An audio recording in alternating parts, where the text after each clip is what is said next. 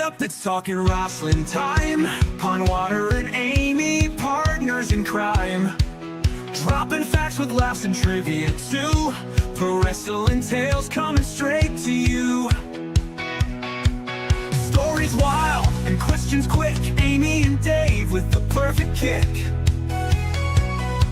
Tune in every week, don't miss the ride. Wrestling knowledge served with pride. Talking wrestling, it's a wild ride.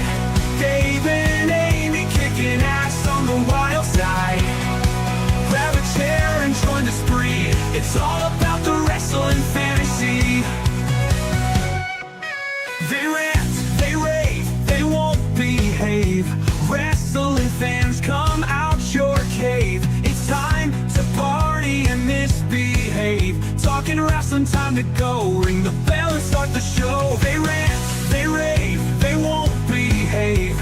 Wrestling fans, come out your cave. It's time to party and misbehave. Talking wrestling, time to go. Ring the bell and start the show.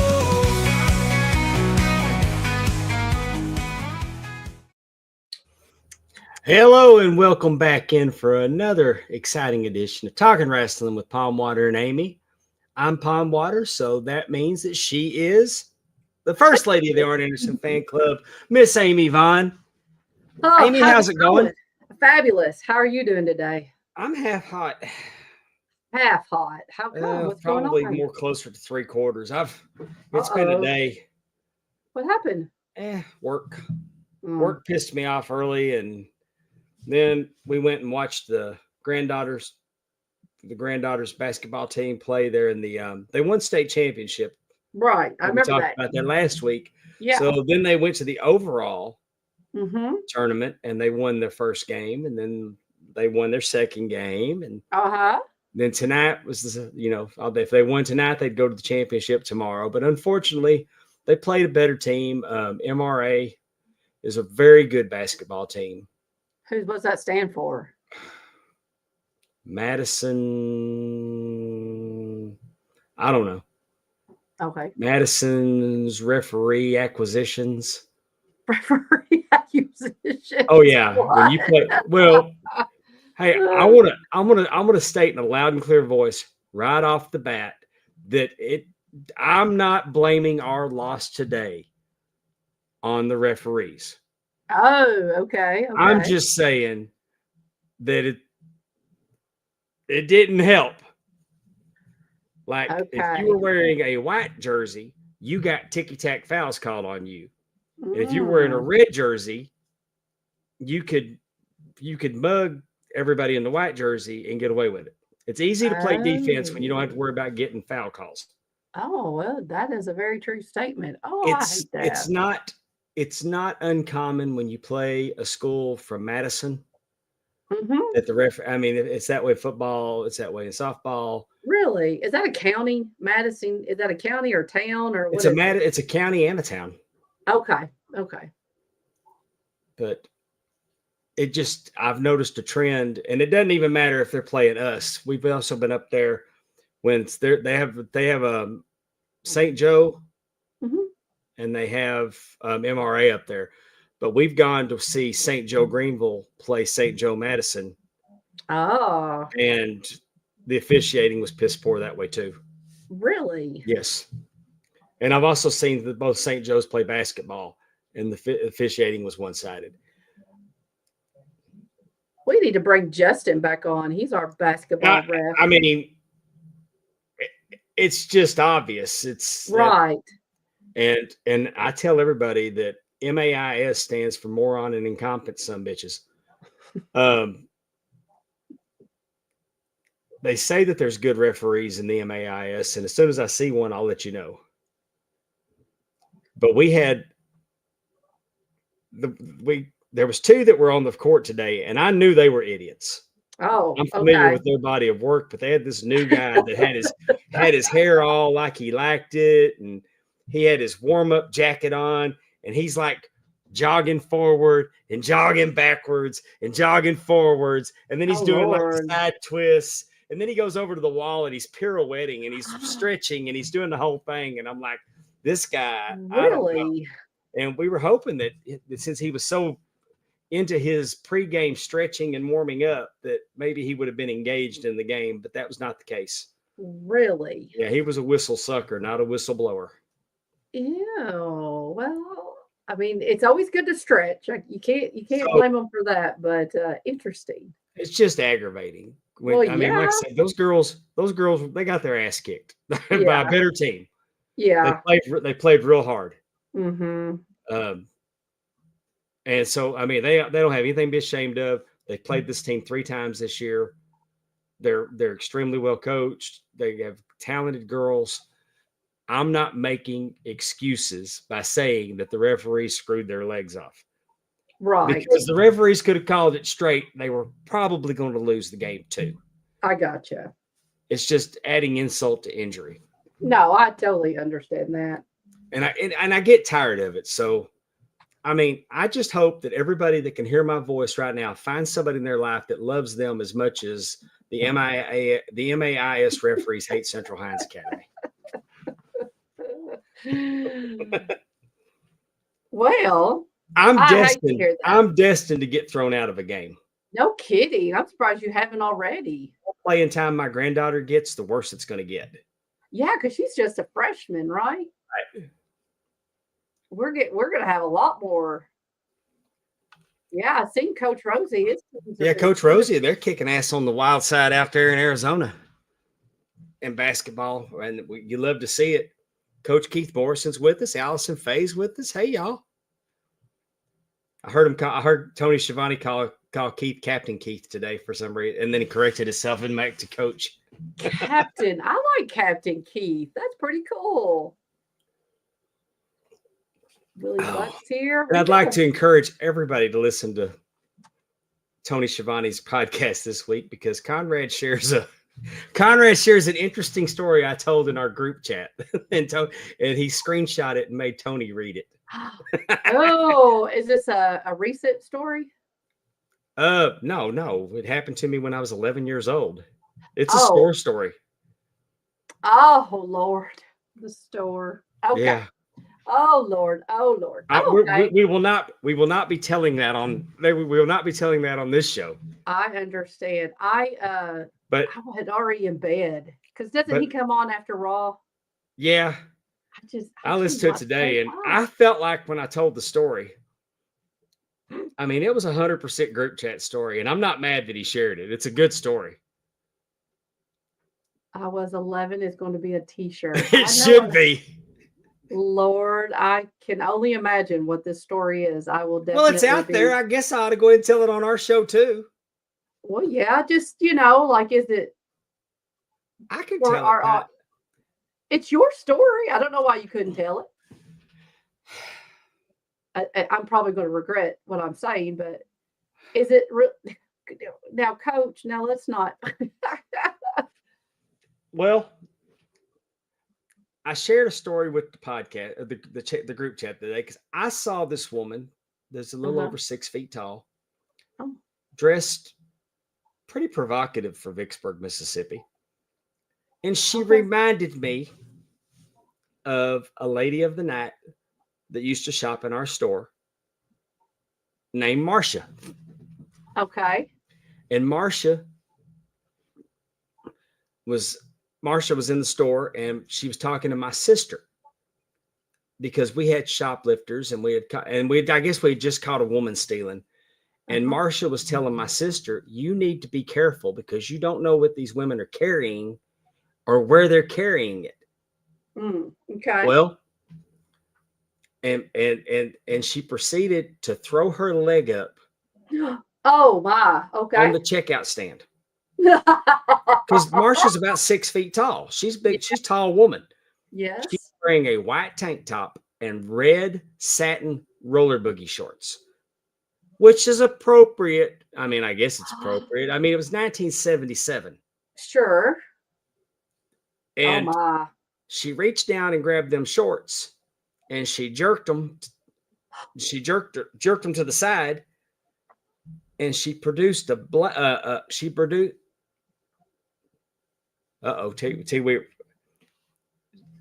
she jerked her shorts and panties to the side, and she produced a knife out of her cooter, and she popped it open, and then she folded it. Then she folded it, and she put it back. It was the first one I'd ever seen in person. A knife? Just kidding. No, I don't remember how long the blade was, Coach. Oh my God. Coach is going to ask me how long the blade was. I don't know. I'm 11 years old and I seen a real live action pooty poo. Did that just ruin you? I mean, she pulled a knife. Did you think all of them had knives? I hope they didn't. Oh my God. Hey, trust me, in this scenario, for me, the knife wasn't the main event. Well, yeah. What did your sister say? I think she was like, how old was your sister at this point? 15. All right. So she's 4 years older than me. 2 kids work in the grocery store. But I'm 11. Oh my God. I'm 11. Marcia used to mess with me all the time, though, teasing me, like reaching and trying to grab me, and because she knew it was. I mean, she was screwing with me. I mean, and my dad thought it was funny. Of course. She'd get out of jail. God. She'd get out of jail, and she said, "You better come get this. It's about to be on fire. It's on fire." Oh my God. I've been locked up. I've been locked up for a little bit, but I mean, I could do a podcast about all the crazy crap I saw as a kid. I saw things I shouldn't have seen as a child. You could do a sitcom. But I told the guys in the group chat, I just let off with, "Hey, did I tell y'all about the first time I ever seen one of those and it had a knife in it?" I bet they're like, "Do tell." They probably knew this. No, Conrad immediately like, "I must hear this story." So I typed it out, but I guess the kicker was at the bottom of it. I put, "I was 11." Yes, I was 11. So yes, Coach Keith said I was 11. I was 11 is going to be a T-shirt. Bless. Bless. I've got that visual now in my head. I cannot get over that. That's something else. We have a problem. We are not broadcasting on YouTube. Amy, talk for a second. Well, I went to the dentist today. Yay! And Aaron went to the dentist. I had a great day at work. It's beautiful here. Oh my God, it hit 70 degrees. I cannot tell you how much the sun makes a difference. I cannot tell you how much the sun makes a difference. It really does. Yeah, how come Coach Keith, both coaches, and Billy Sellers, all of them are on YouTube? It shows. We're good. Oh, yay! T-Weave might have got the original. Might have got the original link, and I changed it. I changed it about 20 minutes before the show started because it wasn't picking up the graphic. I got you. Boosting on the air. Well, hopefully he joined us back. Hey, Darren. Willie Buck said, "Palm Water, Dave. How was it going to Bayou Independent Wrestling show last Saturday night there? It was a good show. Brookhaven's a red hot town." Yeah. And as soon as Amy finishes her story, I'll tell you all about it. I was just saying that the sun is wonderful, and it's just amazing how much of a difference how much a difference the sun makes in your overall attitude and mood. I don't know. It's beautiful here today, and I'm pissed off. Well, some circumstances, but I'm just saying, just in general, how much the sun can improve your mood. That's all. I didn't have a story. I just went to the dentist and enjoyed the sun. Hey, I've been going to Brookhaven, Mississippi with Bayou Independent Wrestling for probably 11 years now. Really? At least 11 years I've been going down there. Do they usually run once or twice a year? 3? What do they usually do? I think we go about 3 times a year. About 3 times. And the first time I went down there, I'll never forget it because I wasn't sure where to go. Mm-hmm. And there was people already lined up. And I was trying to figure out which door to go into, and they started telling me about the last time they were there that Tim Storm, I want to say maybe it was Tim Storm and Vordell Walker. I know it was Tim Storm, and they fought and they knocked the door off the hinges. Oops. And I mean, I was hearing about how great, I mean, they were that psyched up to be back. Yes. And that was my first experience there. We had an incredible crowd. We had to put more chairs out. They were lively. It was a great, great show. Down in the Bayou tournament, it was we had more first round matches from the Down in the Bayou tournament. Mm-hmm. PJ Hawks was there to take on Casey Blackrose. And for those of y'all that don't know, PJ Hawks, son of Luke Hawks. Okay, I was like, the name sounds Luke. familiar. Hey, love PJ, and PJ's a hell of a wrestler. He's Awesome. a star, y'all. And that's not selling Casey Blackrose short. He fell a little short in that match, but it was a good match. Both those guys, it was a pretty clean match, and it PJ prevailed, and it was an honor to be in there because I'd heard good things. You know, he went viral, I guess, last year before because he jumped off the second floor of a shopping mall. Oh my! They were having matches, and he went up the escalator and jumped off the second floor and went viral for it. But does he know who he wrestles next in the tournament? Yeah, I didn't know if that had been determined. Oh yeah, I'm going to show you. And okay.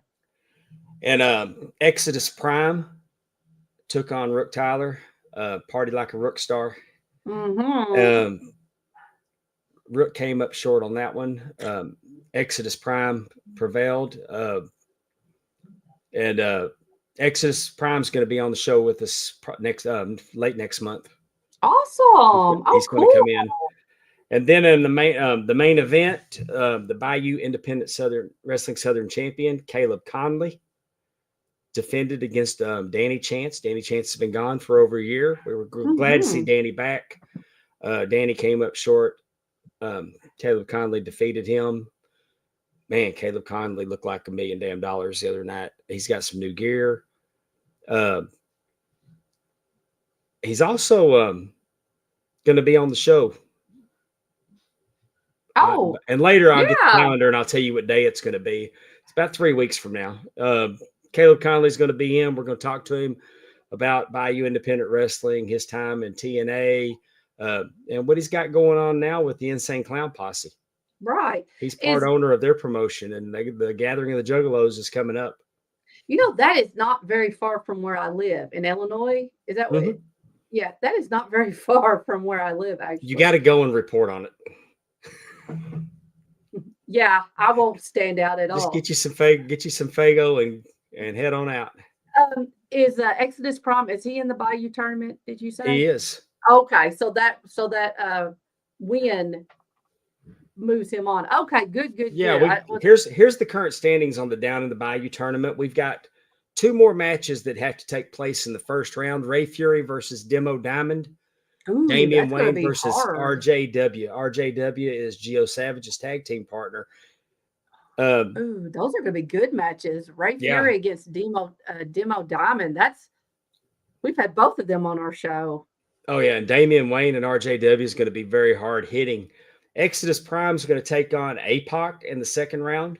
Oh gosh, that's a clash of styles there. Because I wouldn't call Exodus Prime a brawler like I would APOC. So this is going to be an interesting match. I'm excited for that one. PJ Hawks to take on Alex Arsenal. That should be a banger. Because these 2 guys are matched up pretty evenly. Okay, good deal.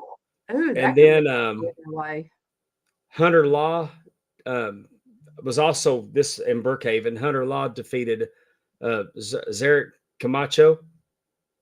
Really? Camacho, eh? Yeah, he's one of the Camachos. And he's not like Angel Lenocho, though. Oh, he's not. He came back later in the night, and Steve Anthony was going to be in a handicap situation against Rob Love. And Rob Love and he's been nice to him. Well, it was going to be a deal where it was going to be a handicap match situation, and Zarek came out and convinced Steve Anthony to let him team with him. Told him, "Hey, I'm not like my brothers. Yeah. I don't like how my match came out earlier tonight." And Barrett Brown and Rob Love. So okay. So Zarek came out and and Steve Anthony pinned Barrett Brown. So maybe he'll get a shot at Barrett Brown's championship. And then Gio Savage had won his match at the last show. So Gio and Hunter's going to match up. This is going to be the Down to the Bayou tournament is very exciting. Who do you think between Ray Fury and Demo Diamond? Like, who do you think is going to pull that one off? Man, I'm not sure. I mean, that's a pick 'em. I mean, it's hard to go against Fury, right? But Demo Diamond's tearing it up in Texas.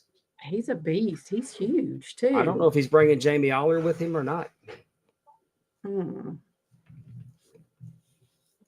And so that was Bayou Independent, and the crowd was fantastic. I mean, Brookhaven showed up and showed out. It was an incredible show.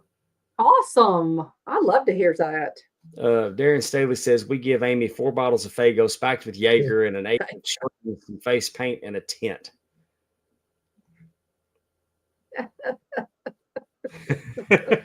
Oh my. And then but I pulled double duty this weekend. Friday night I was in Taylorsville, Mississippi for Lost Art of Wrestling. Okay. Yeah, I worked a tag team match, Lost Cause versus Amped Up.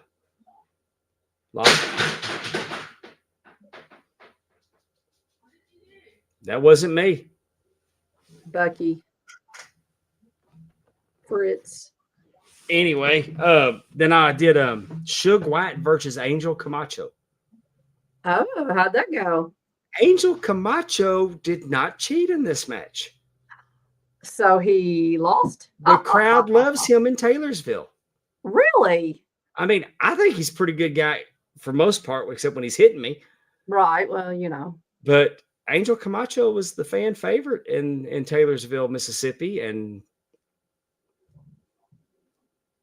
yeah, his name is Suge White, and it's just what you would expect. And he's a bad son of a bitch. He is. So is I feel like I saw Camacho put something out that he might be retiring. Is that true? Was he just trolling people on Facebook or on Instagram or whatever? I hope he was, because I'm not ready for him to go. He looks damn good. Let me just tell y'all that he has lost. I think he's under 400 now. Really? That's wonderful for him. I mean, he was legit over 460.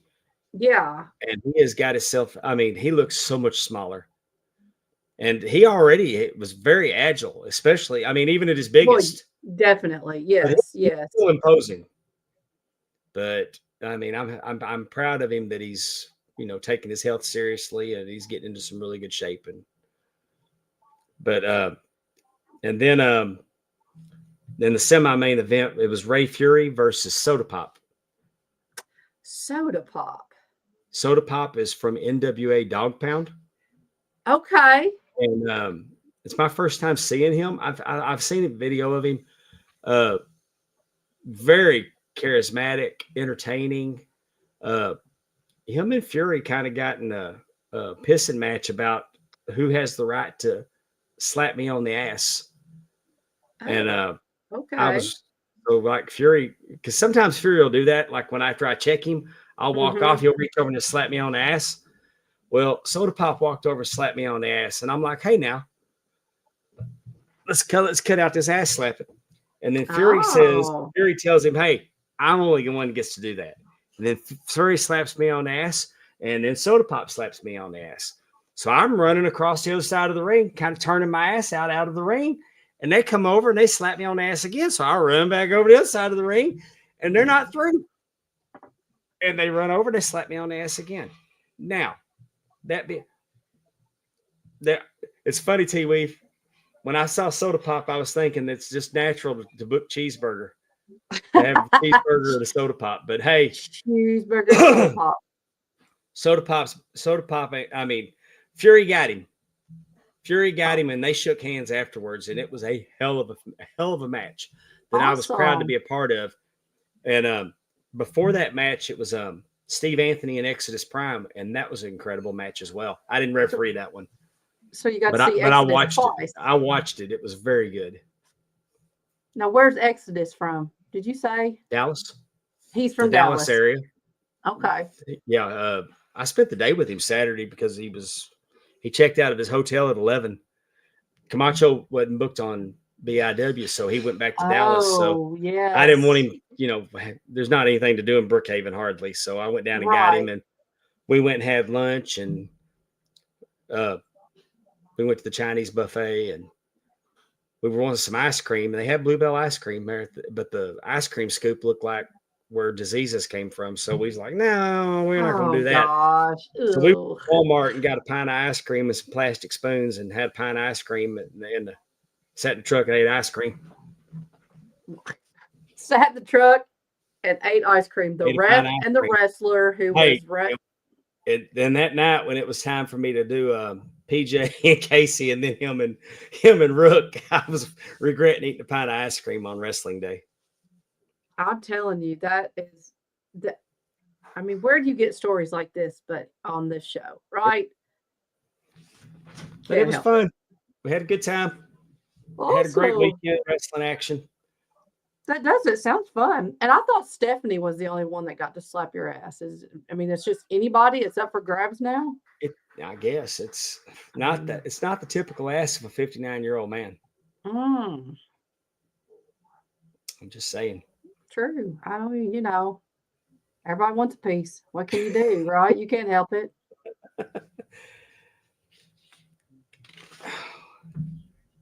Now I lost my train of thought.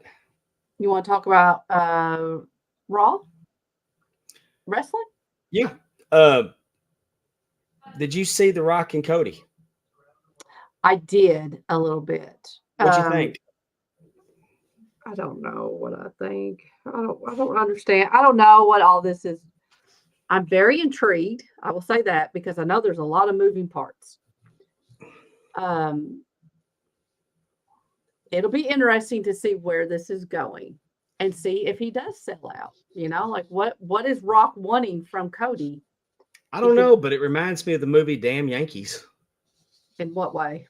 Well, the New York Yankees sold his soul to the devil to win the World Series. The devil showed back up and said he was the final boss.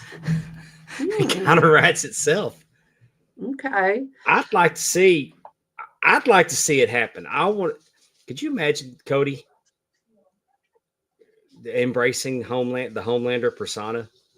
That's going to suck. I understand. I mean, he's great with the kids, but that's what I was going to say. Man, I want him to be so bad. I can't stand it. I know. And that is exactly what is going on, is that they can see the people that are they're foaming at the mouth for it. And I get it. I get it. But I do think, it depends. It like CM Punk has this carrot dangling out there with Paul Heyman about, owing him. And, yeah, I'm not saying that that's going to maybe even have to do with this particular storyline, but, you just have all these different carrots. I did like, Darren Staley. I did like how on Raw, I know kind of skipping around, Seth comes out. And I like what Seth said to Cody, like, I hope all I did, that it's not all to waste or whatever. And then he's like, Cody starts talking about how maybe he didn't ask for your soul because it's already compromised. It's like, uh-oh. So, what's wrong? What's wrong? Oh, you there, Amy? Yeah, I wasn't there for a minute. You froze up on me. Oh, I didn't freeze up on myself. Okay. No, I'm just saying. I liked what Seth said to him, but I liked that Cody went right back at Seth and told him, pointed out all the times that Seth sold out too. So yeah, he's like, maybe the reason why Rock didn't ask for your souls because it's already compromised. It's like, damn. Yeah. And that's true though. I mean, like you said, you think about some of the things, going way back to even the Shield. I mean, he's the one that always turned on everybody else. He's the one that turned on them. So, to be interesting. I like that we're going into the Elimination Chamber, and there's no telling who could win that thing. Oh, that's right. That's Saturday. And there's no telling who's going to win it. That's very true because, I mean, what do we have? We have John Cena. Yeah. And there's John another Cena, thing. CM Punk. Is Drew McIntyre in there? Drew McIntyre's in there. Damian Priest is in there. How many is that? That's 4. Is Roman in there? Roman is in it. And then, gosh, Lord, let me look it up. Jacob Fatu? No, I don't feel like Jacob's in it. But what I'm saying is just who we've named, it's hard to. I think Drew McIntyre, Logan Paul. Thank you, Terry. Oh, yes. Thank you. I think that. I forget that. I think that he pushed Logan Paul to the moon myself. I think it could be interesting. But I also think that Drew McIntyre being the Rock's guy could work. Because everything Drew McIntyre's been telling us everything. I mean, he's been telling us everything like you shouldn't be trust the bloodline. Right. Uh-oh. There you go. Not Roman. Okay.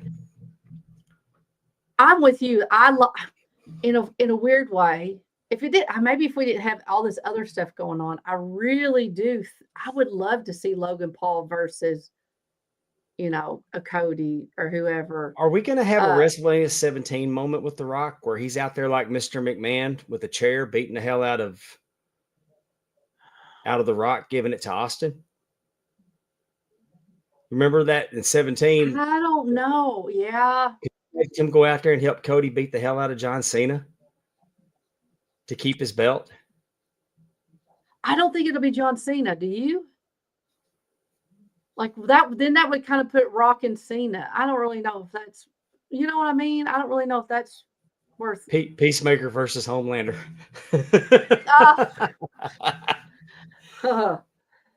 Now that could be if they would, maybe do if all somebody's that. Going to get the hell beat out of them, I'd like it to be CM Punk. I really, you know what though? I really liked. Again, did you see? I really like CM Punk and Logan Paul. Logan Paul seems to be the type of person CM Punk would despise, like would not like at all, and I just could really see them. Man, he smacked him across his face. I love that. Like, I loved how he smacked him across the face and rolled out of the ring. It's like, oh, I'm sorry. I mean, Logan Paul is unapologetically himself. And I mean, he brings in millions of new eyes potentially because they're seeing, he's doing all this stuff. Well, we've talked about it with before. His Twitter fans, My grandsons who could care less about wrestling with Logan Paul on there wanted to watch it. Yes. And I mean, actually my oldest grandson doesn't like him. My youngest grandson liked him because of Prime. Mm-hmm. But also when he challenged Roman in Saudi Arabia, he went on Instagram Live and immediately got 70,000 people on there watching him before he went to the ring. Exactly. Because I got a notification he went live and I was curious. And until he set his phone down when he was on the way to the ring, it peaked at 72,000, something like that, which is pretty impressive.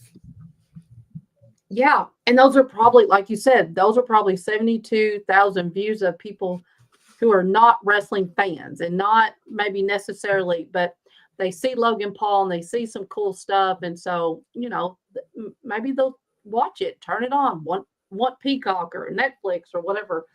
So I think Logan Paul used right, especially with this group of guys. I think Logan Paul and Drew McIntyre could do something. I mean, again, you've got this guy who's coming in cocky, arrogant, and is doing really well. I mean, I think we've both talked about it too, how, I mean, gone are the days of the celebrities that get in and, SWAT or, I mean, but after Bad Bunny, even Jackass. Oh, Stephen Johnny, Amell took it serious. yes, Stephen definitely. Amell took it very serious. And so, I mean, there's just no longer days of, Drew Carey running out of the ring, Right. acting like he peed his pants or whatever, but they're very serious and they're very athletic and they are doing moves. Oh, and Logan Paul's done all that as a part-timer. Mm-hmm. I mean, he even said himself, think about what I can do now as a full-timer. Mm-hmm. I'm here. Mm-hmm.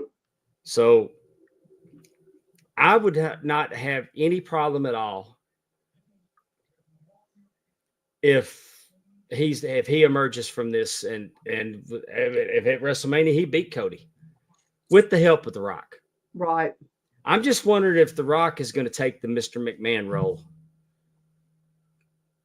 and be the evil owner against Cody. Mm-hmm. I don't know, but like you said, it's got us guessing, and it's hard to predict. When it's fun. This is when it's fun. We talked about that even for the Royal Rumble. I mean, the men, especially for the last 10 people that came out, we did not know who was going to win. I mean, it was really, and we would have been happy if several of them had won. I mean, you could see storylines with multiple people, and I like that. I like that a lot. Yeah, it's a fun time. I'm enjoying. Darren Staley makes a point in that situation, Dave. There should be a confrontation at some time between Rock and Triple H, and I get that. But Triple H there can't be any physicality. Mm-hmm. I mean, I don't think Triple H is in the camp of like Ric Flair that's got a pacemaker and hellfire and damn the matches. Mm-hmm. Speaking of Ric Flair, happy birthday to the Nature Boy. He's 76 years old today. Another year older, another year removed from having a last match. Thank God. Yes, 76. But I saw somewhere, maybe he wrote it, I think it was, so whoever his Twitter person is, and it's like when he was 25 years old, somebody says if you lived to be 30, you would have been living old, and he's like, here I am like 46 years later, whatever it was. It's interesting. It's again, and he lists like plane crashes, lightning strikes, heart, it's was every word capitalized? No. Yeah, if every word's capitalized, then Rick typed it. I got you. He's got that set on his phone to capitalize every word. That's good to know. No, then this is not Rick. But hey, he lives every day like it's his last. And at 76 years old, people look down on him for the way he conducts himself. But my God, he's living the dream. He's doing whatever he wants to do, and he can do that. Mm-hmm. Everybody thinks that he's chasing the next dollar. He's not hurting. Cannabis and Mike Tyson have made him a very, very wealthy man. I mean, he was already doing really, I mean, you got to think about what Rick goes and what he charges for an autograph. Fitterman's got him under contract. He doesn't suffer for money. He could make more in a weekend than most of us make in a month. Right. I was listening to the Orange Show before I got on here, and he was asked, one of the questions he was asked was talking about Ric Flair's birthday, and does he remember any wild birthdays or anything that they did on Rick's birthday, and Oren was like, I mean, every day was like his birthday. Every day was a party. So it didn't, wasn't like anything really stuck out to him as, because it was his birthday, we did this. We would have done it if it was on a Tuesday, so I've often wondered if, because he was almost dead from that plane crash, mm-hmm. if he's always just, that was a spark that made him try to live every day like it was his last. tomorrow's not guaranteed. I know after I got shot that I lived that way. I mean, I wasn't teetotaling and drinking, and I mean, every day wasn't a party for me. But when I partied, I had a good time. I was constantly going and doing and living, just Right. because you don't know at that point tomorrow's not guaranteed. Right. I mean, So I've often wondered since he cheated death at a plane crash if that was his attitude going forward. And it could have been, because he was like, what, 25? I mean, he was super young. Yeah, and I've always firmly believed that just because I'm a Miller and the men in my family always drop dead. I mean, 55 was the record. Mm-hmm. And my uncle broke that record. He's still going, and he's almost at. I mean, he's past 75 now. So good deal. But like I said, I was always under the impression that once I got to 50, here it comes. Mm-hmm. And now I'm 59 and would like to invite all of y'all to come to my 100th birthday party. Oh, I thought you were going to say 60th. I was going to be like, woohoo! Well, you can do that too. I'm hoping we'll have something for 60, but I'm planning on making 100. I like it. I won't be very far behind then. I'll be 90.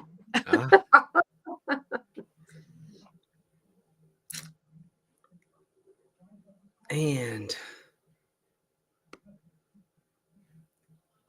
I had the opportunity to watch TNA last week. Oh, yeah. How was it? I liked it. Mm-hmm. I think that TNA has a really good product in the ring. Man, Tessa Blanchard said that she was hurt and wouldn't wrestle. Mm-hmm. And Santino said she was going to wrestle this week or get fired. The crowd was all over her. Mm-hmm. The crowd was all over her. And it's funny because you'll read about it on the internet and it's like they're going after her because, she's still catching flack from when she made the racist comments a few years ago.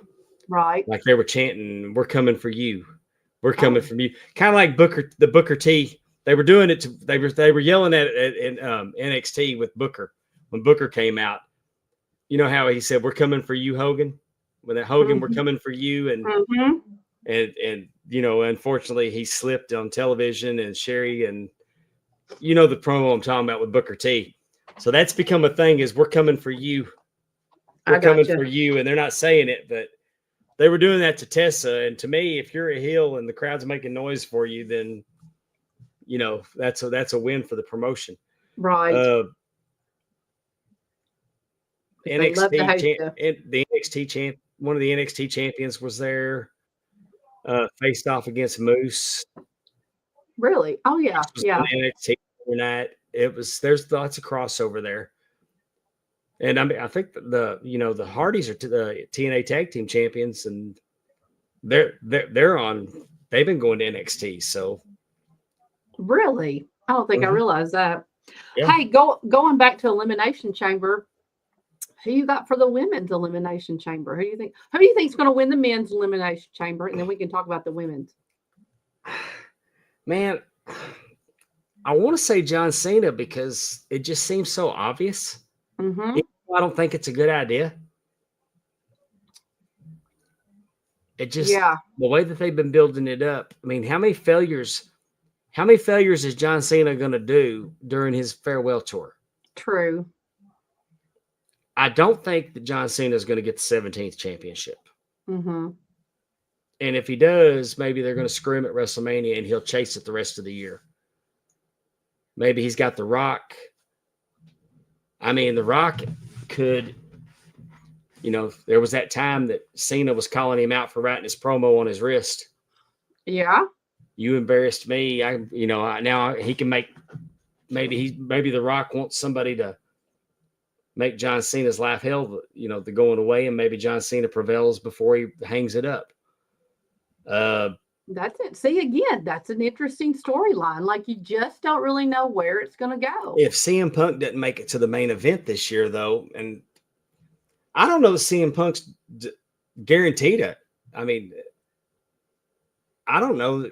I mean, I couldn't make a strong case that he deserves to be in the main event at WrestleMania. I think it's going to be CM Punk and Logan Paul. Yeah. I mean, I see them too. Now, the other thing to remember is, was it last year where like Cody wrestled both nights? Like, there's no, I mean, you know, somebody, Seth Rollins could fight on night one, and then someone else could, you know, then he could have some other kind of feud night two. So, I mean, you know, that's another thing where it just because this person wins does not necessarily mean, like you said, that they will beat Cody and that Cody will not have another match on night two. You know, I don't really know. Let's see. You got Gunther and I think Jey Uso could beat Gunther, fluke or whatever you want to call it. You know, especially as Gunther's been giving him a bunch of crap. I see Jey winning it, but I don't see him holding it on for like super long. But I could definitely see him winning that first night. I really don't want to see him win it because I'm so high on Gunther. I'm going to go with Cena. I'm going with Cena in the men's Rumble, and I'm going with Liv Morgan in the women's. Mm-hmm. Just because she's on an incredible tear. Who else is in the women's? Well, now listen. It's Liv and Bianca and Alexa Bliss. I'm not quite sure how to help you with that. But I would Bianca and Naomi, she's also in it. But Bianca and Naomi lost the titles last night. Spoiler alert, sorry everybody. They lost the tag. Yes, exactly. It's a good match too. But what I was saying is, so now Bianca does not have a title on her. And at first when I was watching, you know, thinking about who I would think would be a good candidate to wrestle Rhea, my mind goes to, honestly, Bayley. Oh, that's right. Roxanne Perez. I forgot about her. I would rather watch paint dry. Than who? Roxanne Perez. Oh, Alexa would be fun, but you know, if last night after the match and they lost tag team matches, if Bianca would have gone out there and put Naomi through a windshield. I'm not quite sure how to help you with that. I think I like the idea of Bianca. I mean, I kind of like that. It's Bayley is the other person, Terry. We want to see Bayley. You want to see Bayley and Rhea, though? I think so. I think, you know, Bayley doesn't really have her group anymore, and she's kind of morphed a little bit. I mean, I think they could have a really good match.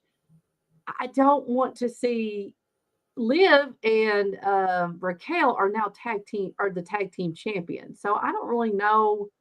Like you said, Roxanne, I feel like it's going to be Bianca. Liv's had a great, I mean, she won Saudi Arabia belt. She's been the world champion. She's two-time tag champion. She's tearing it up. That's what I'm saying, though. She just became the tag champion. Like, I don't think. Is Nia Jax in the Elimination Chamber? Nope. It's Bayley. Is the sixth. Maybe it's Bayley then. 4, 5, 6. 2, 4, 6. Yeah, that's the sixth person is Bayley. Oh. Well, hey. You know what time it is?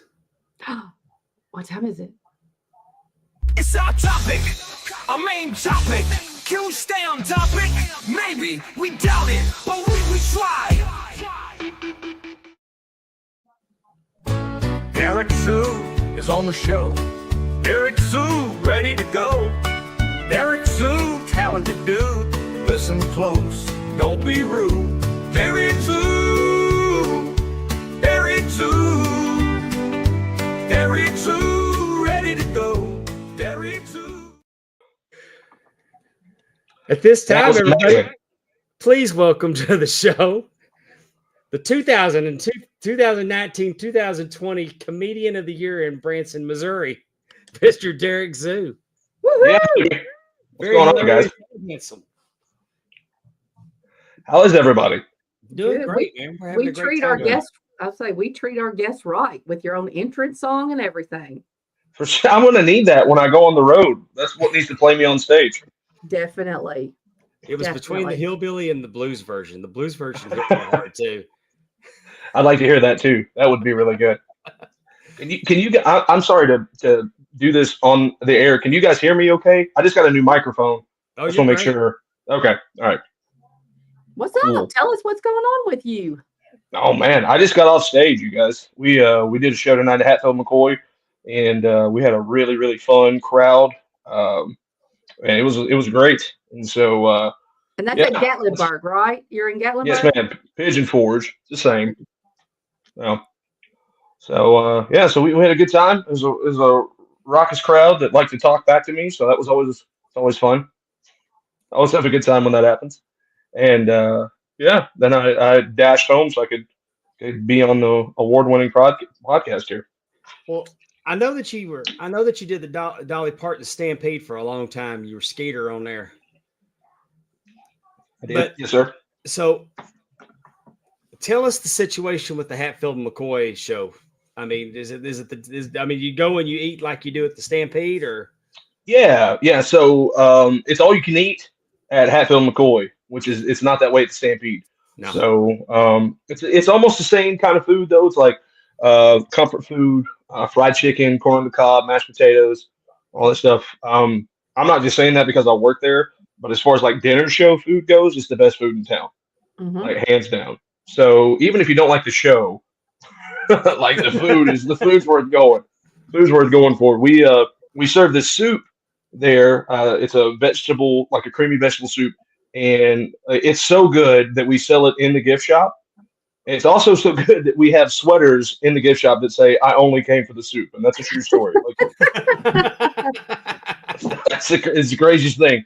But people will just come in just for the soup, and then they're like, "Oh yeah, you're here. That's whatever. That's fine." So who knew? Yeah. So, well, now I don't want any spoilers because next time I'm up there, I'm going to go to the show. Heck yeah. I love going up there. Every time we talk about a family vacation, like my father-in-law said, "Hey, which family vacation did you like better, the beach or Tennessee?" I said, "Oh, Tennessee, 100%. I hate the beach. Let's go." And the cool thing about the Smokies, man, it's gorgeous. Like every part about where I live is just beautiful. And so if I think there's something here for everybody. Like if you're a fan of entertainment and stuff like that, come for the shows. If you want to go hike or kayak and stuff like that, there's plenty of places to do stuff like that around here as well. Yeah, so there's something for everybody. And of course, I mean, you're going to gain 15 pounds while you're here because we deep fry everything and cover it in butter. So. Yeah, of course. It's the true Southern way to do things. Man, before I'd leave town, I used to plot my course by things that were on the Food Network. like heading to Charlotte for NWA Legends. When we got to South Carolina, I was looking for this little restaurant that had fried bologna sandwiches. It's been there for like 100 years. I'd like to know where that is. I'll try to figure out which the name of the place is because it's been about 12 years since I went there, but it already been there for 100 years, so it's probably still going. You've got my number now, so just shoot me a text. I'll do it. I'll be up there. Well, Dave mentioned earlier you did the Dixie Stampede at Gatlinburg, and then you did the Dixie Stampede in Branson, correct? Yes, yeah, that's actually where I started.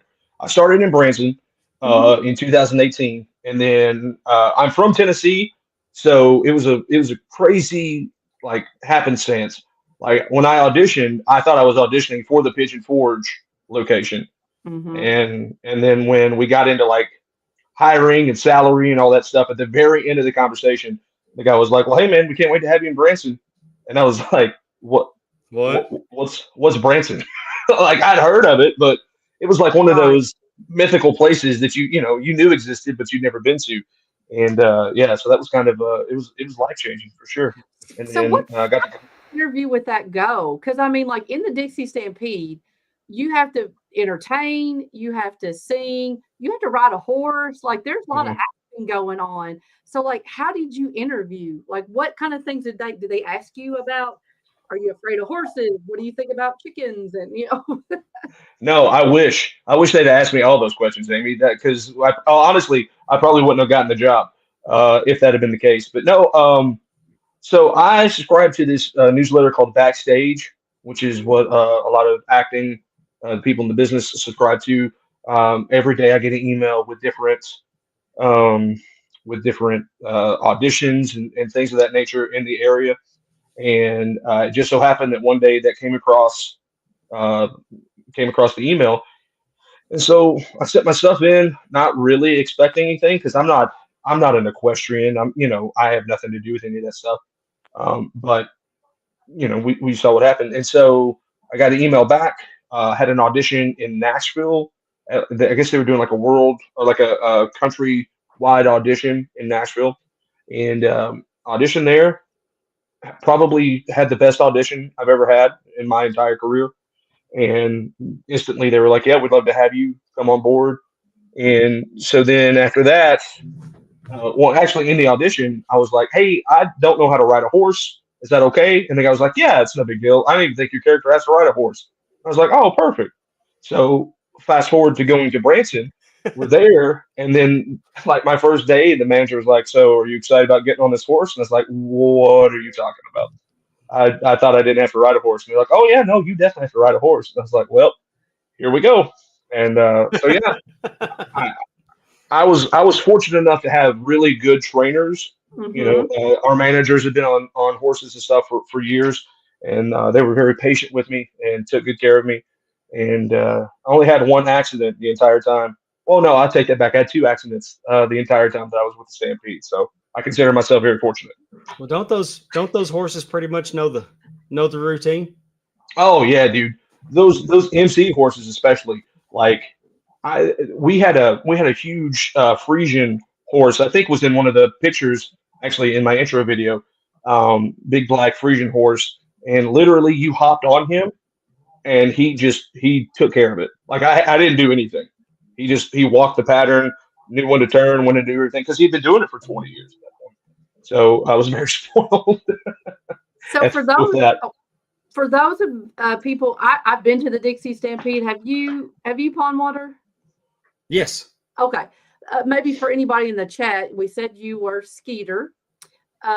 So tell us a little bit about That's what him. your role is in the Dixie Stampede.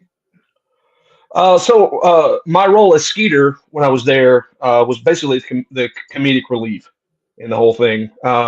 He was sort of the MC's little buddy, I guess would be the best way to put it. And Skeeter would just pop in 3 or 4 different times during the show and be funny, and then would pop out. You're in it maybe a grand total of like 12 minutes in the whole thing, but you have some really memorable, funny parts in the show. So you keep up from there. And then I also was the MC, so you saw me on that horse with that gaudy Garth Brooks looking jacket on. Yeah, so of course the MC is the host of the show, and so that's what I did. And now at Hatfield McCoy, the mayor is essentially the host of this show, but it's a lot more acting and a lot more in my wheelhouse than like, hey, get on this horse and act like you know what you're doing. Mm-hmm. What do you play in Hatfields and McCoys? Can you tell I us? play, yeah, I play the mayor. So Oh, you are the mayor. I'm Pay sorry. attention, Amy. No, I heard Yeah. him say the mayor was the MC. I didn't realize that Oh. he was the mayor. I'm sorry. Yeah, I apologize. no, you're fine. Yeah, that's me. So I'm the host, basically the host of the show. So I come out and we have a band that does a little pre-show before the show, some bluegrass music. So I introduce them, and then I do some shilling, trying to hawk some gimmicks and stuff. You understand about that, Dave?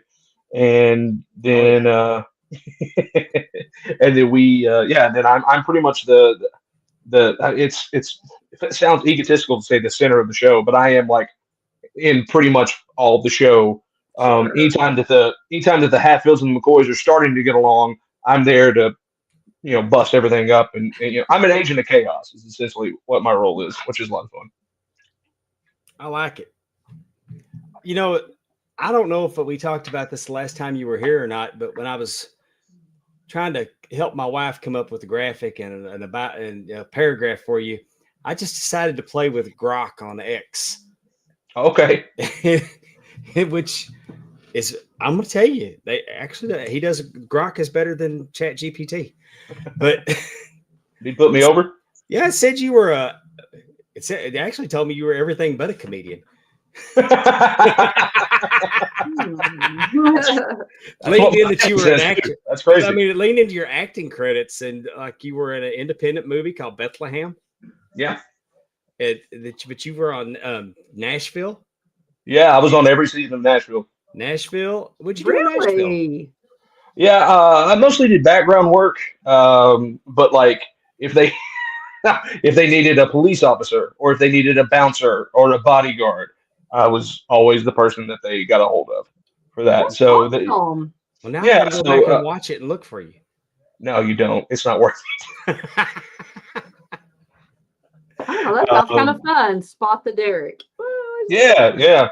Yeah. I'm at least in every season of that show. It was a lot of fun, man. But the last season of that show, I forget the girl, Hayden Panettiere. I forget her name on the show, but she like goes into a cult. Not to spoil it for anybody, but she like goes into this cult, and I was a cult member, and I was supposed to be sitting next to her during a take. We were doing like a big communal dinner, and so I was sitting by her, and I kept making her laugh so much they moved me away.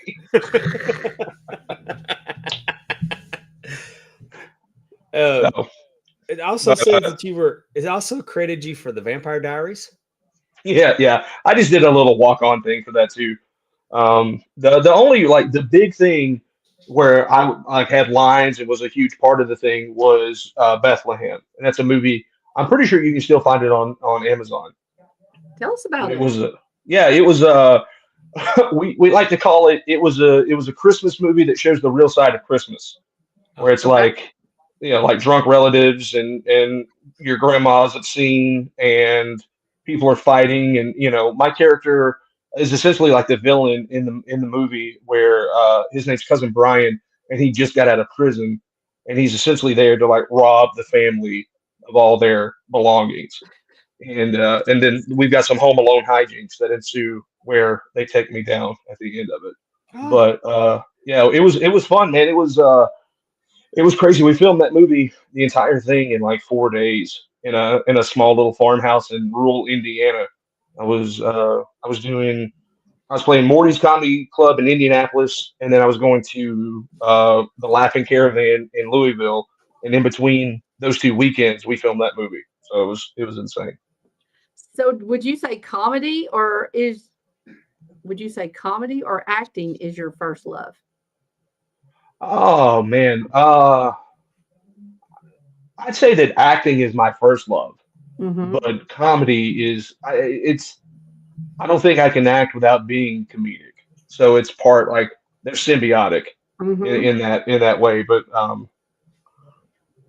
mean, Dave, you know this. There's nothing like being in front of a live crowd and getting that response. I mean, and Amy, you know that too, just from being at the Top Guy stuff and being a part of that. Like, there's nothing that compares to being in front of a live audience and getting that instant feedback from the crowd. So comedy is always like theater and comedy to me are always going to be one and the same. Yeah, I mean, I grew up a drama kid, and I thought you were going to say a drama queen. I would have believed that. That too, but I mean, believe it. I mean, that's part of the reason that I love getting that wrestling ring. Yeah. And it's, you look, those guys, if the guys let me be a part of what's going on in the ring sometimes, because every now and then the referee gets involved, I love it. I eat it up. Well, I mean, no offense to anybody else at Top Guy Rumble, but you took the best bump of the whole weekend, man. Thank you. Yeah. We legit thought something was wrong. Cassio and I both were like, oh God, he's dead. So, I'll pull the curtain back a little bit. That ring had a very, very good pad in it. I felt very comfortable, and I'm hoping. I hate that there's no video of it because I felt like I was going for the Rocky slow motion fall to the mat. Yeah, and I worked so hard not to put my hands up and go ahead and eat and just face first. But try to stay, and in my mind, I pulled it off. Yeah, no, you did. but I wouldn't do that in most wrestling rings I get in. Yeah. So Yeah. So I actually trained to be a wrestler in my early 20s with the Nature Boy Paul Lee in Ringold, Georgia. Okay. And the first everything I did in a wrestling ring, I got in it and thought I was going to be real cocky, and I took the flare flop, Mm. and I could have fell on concrete, and it would have been better. Like that Oh. ring was so hard, and he always would tell you, be like, "Hey man, if you can bump in this ring, you can bump in any ring," and he was 100% accurate in that. 'Cause it was probably had god-awful. a boxing ring with no spring or anything. More than likely, it's a lot better now. I still work with him and his little independent promotion, and I don't bump, but like just getting in the ring, you can feel that there's got a little bit more give to it than what it used to. But it's like, oh, I'm an idiot. This stuff really does hurt. What am I doing? Yeah, it's What? not a trampoline. After Top Guy Rumble, I hadn't ran the ropes in a wrestling ring in a long time. And I got in there after it was all said and done, and before they took, and I ran the ropes, and I bruised up. I mean, I was sore for a week from it. Yeah. Bet. So speaking of wrestling, oh yes, 100%. I love you too, Efren. Speaking of wrestling, obviously you have a love for it. If you trained to be a wrestler in your early 20s, how did that all start for you? What's your earliest memories of wrestling? My earliest memory of wrestling is July of 1992. WWF Superstars on Saturday morning. Randy Macho Man Savage was the world champion, and he was face to face with the Ultimate Warrior. Mm. And I turned on the TV, and that came on, and I stopped it, and I went, "What is this?" And then it became the love of my life after that. I just got indoctrinated in it, man. Like, we didn't have a lot of money. I didn't have a lot of money growing up, but any money I had was going to like Pro Wrestling Illustrateds or wrestling figures, or I had a little small laptop. It was more like a Word press than it was anything, and I would just sit on there and I would write like wrestling cards and different angles and storylines and stuff. And yeah, it was my life for the longest time. I was telling somebody this the other day, like, I had a pretty rough childhood growing up, and so when things would get really bad, I would just go into my room with my wrestling figures, and that was my escape from everything. And so it's just always been that for me, and it's pretty cool now to be able to be a part of it, in a small way, and to be able to give that back to the next generation, to let them to be a part of that is really cool. But yeah, that was it. And Randy Savage was my guy. And he was my guy until he left for WCW, and then after that, he broke my heart. I'm a Randy Savage gal too. So I was going to ask you, who was little Derik cheering for? Was he cheering for the Randy Savage, or was he cheering for the Ultimate Warrior? So good to know it was Randy Savage. Yeah, it was Randy Savage, and then in around the end of '94, it became Shawn Michaels, and then there was no one after that. Shawn was my guy. That's strong choices there. Yeah, and then I don't know if you can see behind me or not. I've got all this stuff is from Hal Haney. You guys know who Hal Haney is? Yeah, very Hal's the familiar man. with him. So I've got a Shawn Michaels like 6 or 7 panel right above me, and then I've got your boys FTR right here, Amy, with CM Punk. I've also got Arn over here, Amy, with the Dangerous Alliance. Oh, nice. Yeah, and then this is a 50 Shades of the Rock. Okay, I like that. Yeah, and then that's like a half Bruce Wayne, half Batman thing. And I've got like 6 or 7 more. I just hadn't had a chance to put them up yet. But he's an incredible. Oh, he's the man. He's the man. The coolest like wrestling thing I think I have is he sent me a digital print of it where it was half Axe and half Smash, and then I got him to autograph it. Oh, wow. Nice. Yeah. How happy are you to see they got legend contracts? Oh man, put him in the Hall of Fame tomorrow. Like those guys, I think it's coming, right? I mean, I feel like it has to be. It's got to be an announcement. Yeah, they're the best. They're the absolute best. And I don't know if you guys have ever met them or not. Super nice. Like two of the nicest dudes I've ever met in professional wrestling. Yeah, when I met them, I got pictures with them, and they said, "Here, hold the belts," and they were tremendous. And I really liked it because I mean, for me, it was the Masked Superstar, Crusher Darso, Khrushchev, Crusher Khrushchev.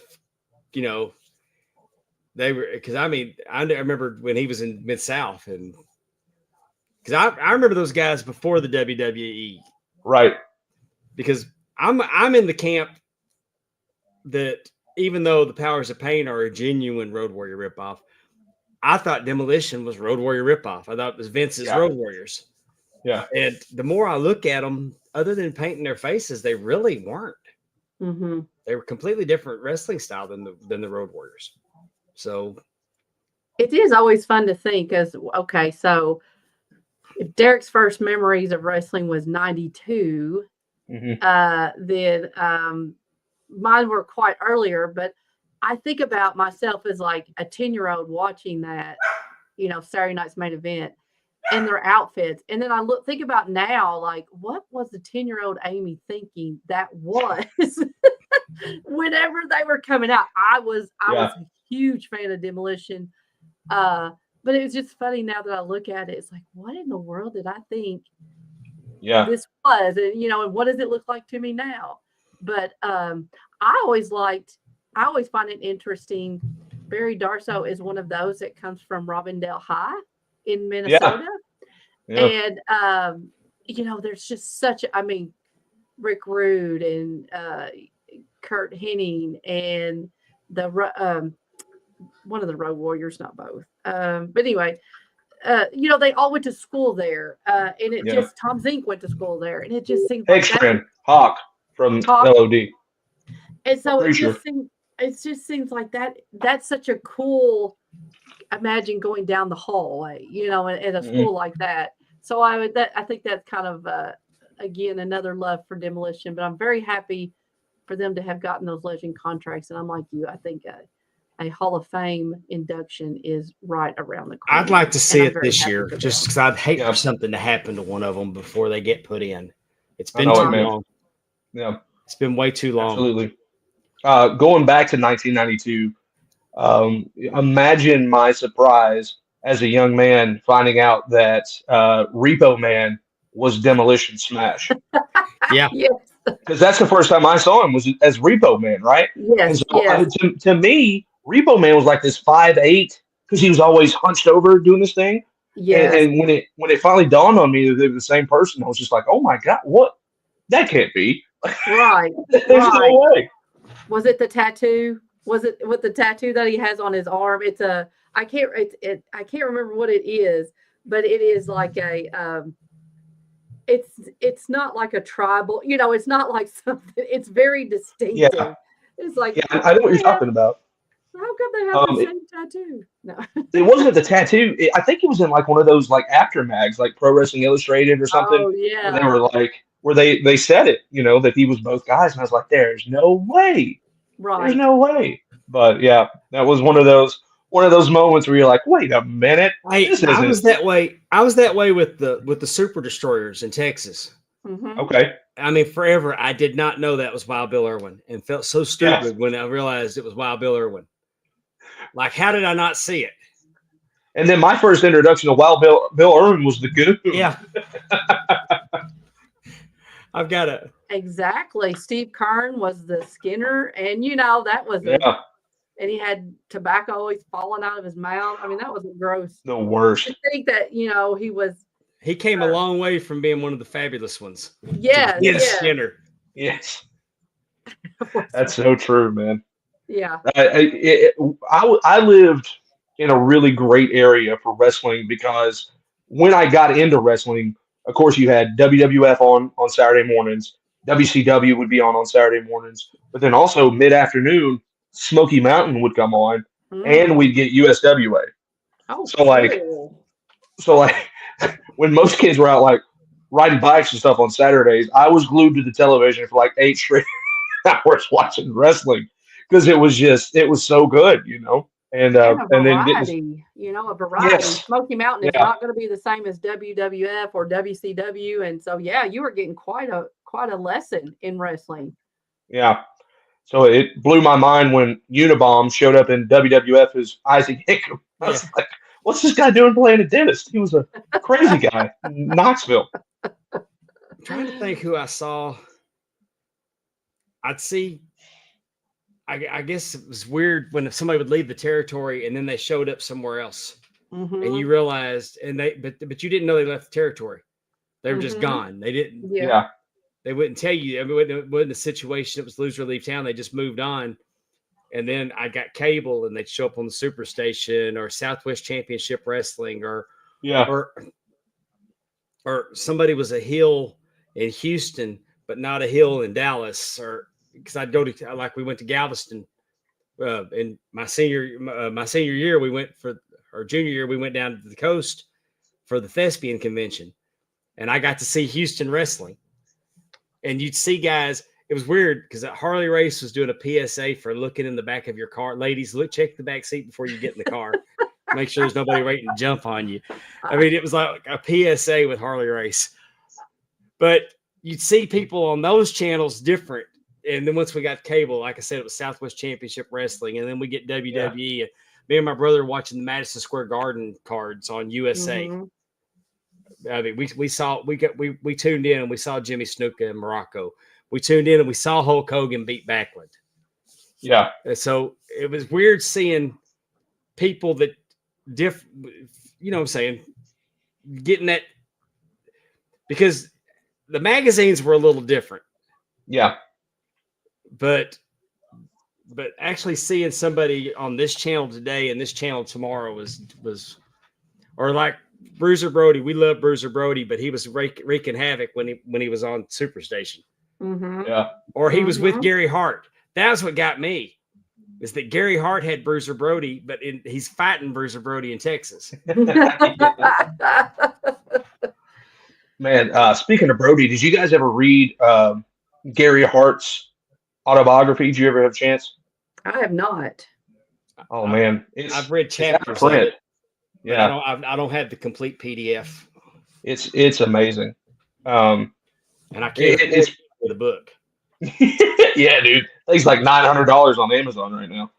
Oh, really? Okay. Yeah, I was yeah. I was going to say most people don't have books as a PDF. That's why I was trying to. I didn't understand what you were. No, there's PDF copies that have been passed around, but the book. I got you because the It's book. like they won't put out another Oh. printing of it, I understand. Okay. and when you can find it, like he said, $600, $700, $800, $900 for a book. I don't want to read it that bad. What makes this just because they won't print anymore? Like, does he tell a bunch of secrets? Does he give? I mean, is it good? Is it worth it? yeah. It's well, I mean, I don't think any book's worth It's his side of the $900. story. I mean, Yeah. he's pretty jaded. Yeah. To me, it was one of the top 5 best wrestling books I've ever read, though. Mhm. Like I read it in one night. Sat down and read the whole thing in one night. Gotcha. He has a fascinating story. That guy. He booked for Fritz. I'm right on that date? Yeah, he booked for Fritz, but he worked for WCW. He worked for I think he had a cup of coffee with WWF or WWF. Dude was just all over the place and had like some mafia ties and stuff. Like it's a fascinating read. He was a very interesting person. He would have been one of those guys where, like, if he could have made it to the podcast age, brother, it'd have been that man that dude would have made some money because they had an incredible story. And he probably isn't. I don't think he's a manager that's really thought about when you talk about top 5s, and you know what I mean. And that's probably not fair because obviously a lot of his time was spent in territorial wrestling. But I think he gets overlooked for that too, in his managerial role, and the part he played with his talent out in the territories. Oh, he was incredible. And I mean, he presented Kabuki as a monster. Mm-hmm. He presented Abdullah as a monster. And Abdullah was a monster. But I mean, like covering their heads, and then when he'd remove it. I mean, you watch Abdullah and the Dingo Warrior. I saw it on YouTube the other day, and it was like just leading up to the television show going off. But Abdullah attacks him before the bell as soon as Gary Hart pulls the towel off of him. Mm. But he presented Muta that way. Mm-hmm. Yeah. And I mean, he was just Maniac Mark Lewin. He all those guys. Mm-hmm. Yeah. And I'm pretty sure he presented Brody that way in the late 70s before Brody became a face in world class. Yeah. Yeah. I mean, you talked about this, Amy, where a lot of people don't think he's in the top 5. Like after reading that book, he skyrocketed into my top 5. Like guys, he was on another level. And a lot of people give a lot of credit to like Paul Heyman for being a genius in the business. I'd say Gary Hart is right there with him. Like just came up with a lot of really, especially with the way that like he would present his clients. He was on another level. Mm-hmm. Cool. We'll have to look and see if we can get that at the library or something. I don't know. There's a small chance that you might be able to check your email later tonight and have that PDF in your inbox. Awesome. I like that. Oh, that would be cool. Because I don't know if you know it or not, but my email is palmwaterdave@yahoo.com. Well, that's amazing. He didn't say anything about your email. He said my email. Maybe the PDF will be visiting you tonight. You can run. You can read it and then tell me the cliff notes. Our friend Matt Coon was reading it like a chapter at a time there for a while and putting it out. Oh, really? Like an audio book. He would read a chapter of it. Well, if anybody was going to do something like that, I'd like for it to be Matt Coon. That man's got the voice of an angel. Yeah, he definitely I asked him to read me the Penthouse Forum, and it creeped him out. Dear Penthouse. There was this candle in an Irish bar. Oh. Goodness gracious! Oh, that's good. Sorry, Andy. We're being gross guys. I apologize. Hey, I'm here. I'm here for it. I deal with it every week with pond water, but that's okay. Me and Zoo are gonna make a movie. Not one of those. No. I didn't think that's not what I was thinking. But no, I had a Dear Penthouse. I stopped and got some gas station hot wings yesterday. Oh, wow. And the label that they print to put on there says Jumbo Wings of Fire. Oh my goodness. So I said, sounds like a 70s kung fu movie, and I put it out on my Snapchat, and Derik said, let's make it. And I'm like, all right. But we're going to do it. Are we going to do it where our lips move and then the audio's off from our lips moving? I mean, obviously, how else would we do it besides that? That's a given. Yeah, you got to have the B movie dub on it for sure. To be, just asking, do you have any aspirations to direct or produce movies, Derik? Yes, very much so. I've been working on a couple different ideas for some stuff. And if I can get the script the way I want it to, then we'll try to crowdfund it. I'm actually working on a couple secret projects right now that I can't talk about. But yeah, I think within the next like 2 to 3 years, I'm gonna get behind the camera and do something. Whether we put it on YouTube for mass consumption or whatever the situation is. That's the beauty of like now.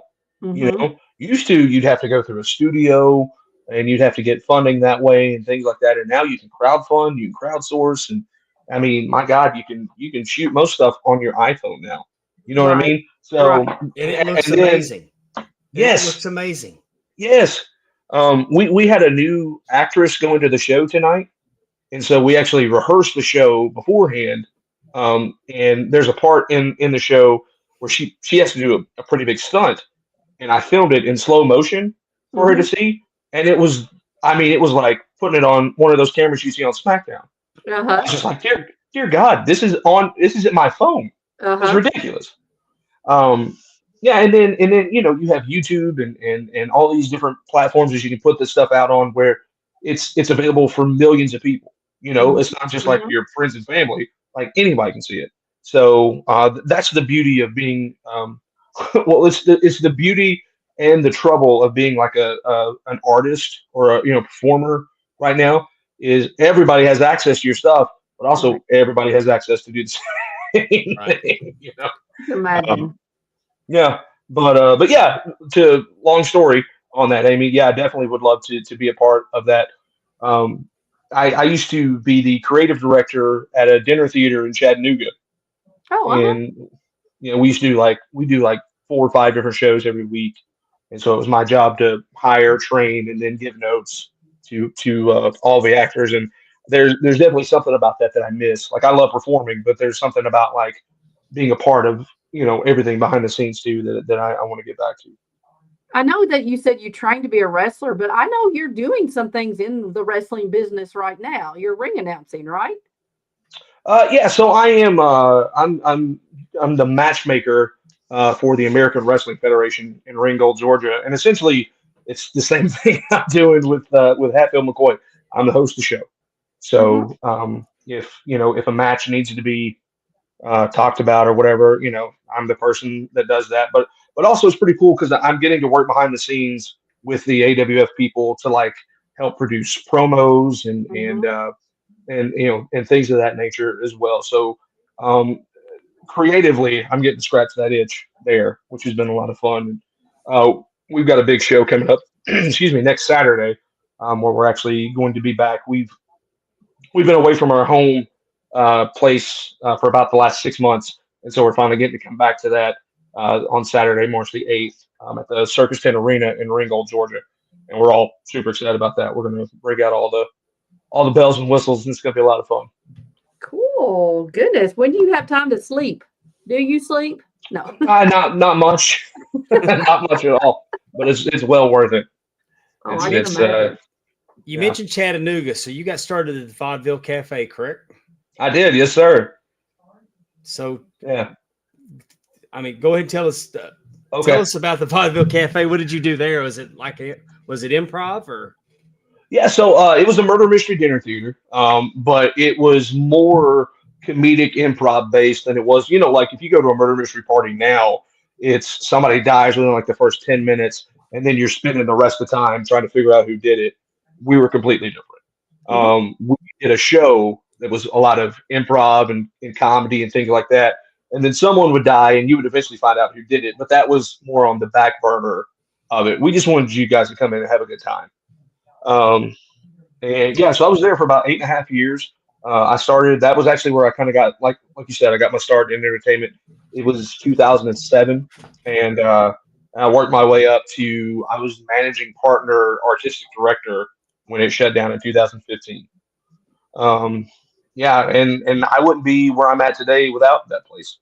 It really kind of honed my skills as far as like being on stage. It was the first place I ever told jokes. Um, so yeah, it holds a very special place in my life, and very thankful for my time there. It was awesome. And the thing that sucks is like I wish it was still around so that I could let people see it, and I Yeah. could Mhm. pop in every once in a while and be like, I'm back. But unfortunately, like I said, it went away in 2015. So uh, there's been countless times where I've thought like, hey, I should start that back up. But things are going great right now. As a matter of fact, I tell people a lot the same like spirit that vaudeville had, I feel like is at Hatfield's. Mhm. So I feel like I lost a piece of me 10 years ago, and I've gotten it back now that I'm at Hatfield. So it's been a lot of fun. Awesome. And I know Hatfields and McCoy's. I mean, that's a huge show on the strip, in Gatlinburg. I Yeah, mean, that's a very yeah, popular dinner show to go to. yeah. We were voted second best dinner show in Pigeon Forge last year and second best comedy show. So and that was me being there part time. So now I'm gonna make sure we get number one on both those. When you're I bet- when you're Go doing ahead. stand-up comedy, Mhm. I mean, are you finding that crowds now heckle more or go out of their way to try to be a part of the show. I guess because viral videos are such a thing now, maybe I'm just maybe that's just what's more getting posted is heckle moments. Or maybe I guess what I'm trying to ask is, are people going to comedy shows trying to get you to do crowd work even if you don't want to do crowd work? Not that I've not that I've been a part of. Now, there have been some unruly crowds, and there are some crowds that you can tell, like you're 10, 15 minutes into your stuff, and you're like, oh, these people don't give a crap what I'm trying to do. They just want me to talk at them. They want me to talk to them. Yeah. And so then you pivot. Honestly, Dave, like that's how I started. Like I had 3 minutes of material, but I could talk to the crowd and make it, expand it to 10 or 15. So it worked out in my favor. Now, I'm trying to do, I've been at it for so long and I'm trying to do all my material. And sometimes you just got to abandon it and go for it. But no, it's crazy to me how pivotal like crowd work has gotten for comedian. Like I'm not trying to dog this dude, but like Matt Rife wouldn't be where he is right now if he hadn't had those videos. So it's really crazy to me, to see that blow up the way that it is. But yeah, I mean, as far as I can tell you, man, they're there to have a good time, and most of the time they're pretty respectful.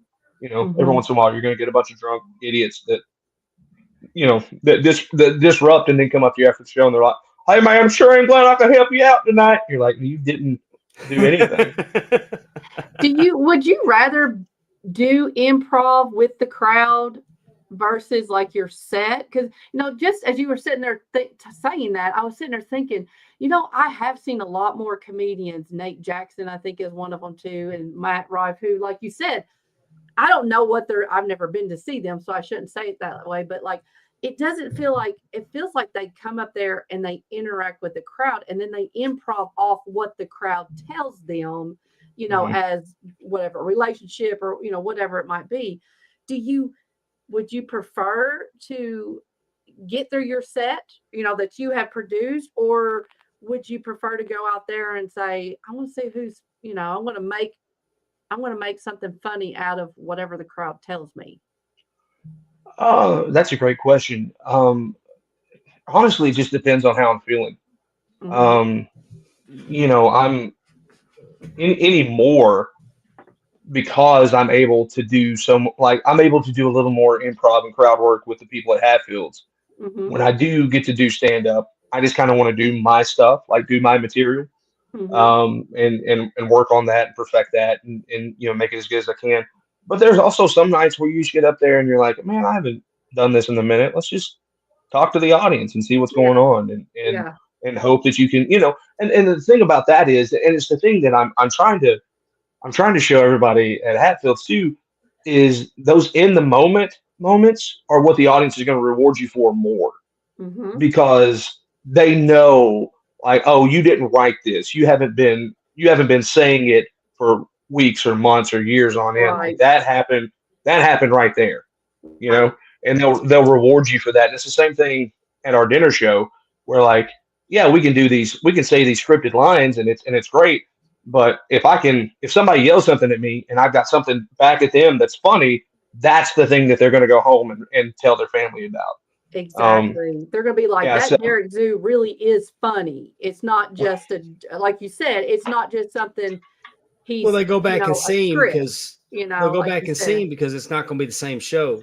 Right. Yeah. I mean, he may have a few, have his set and he's going to play the hits, but the crowd interaction is something that's not going to be the same every time because there's right.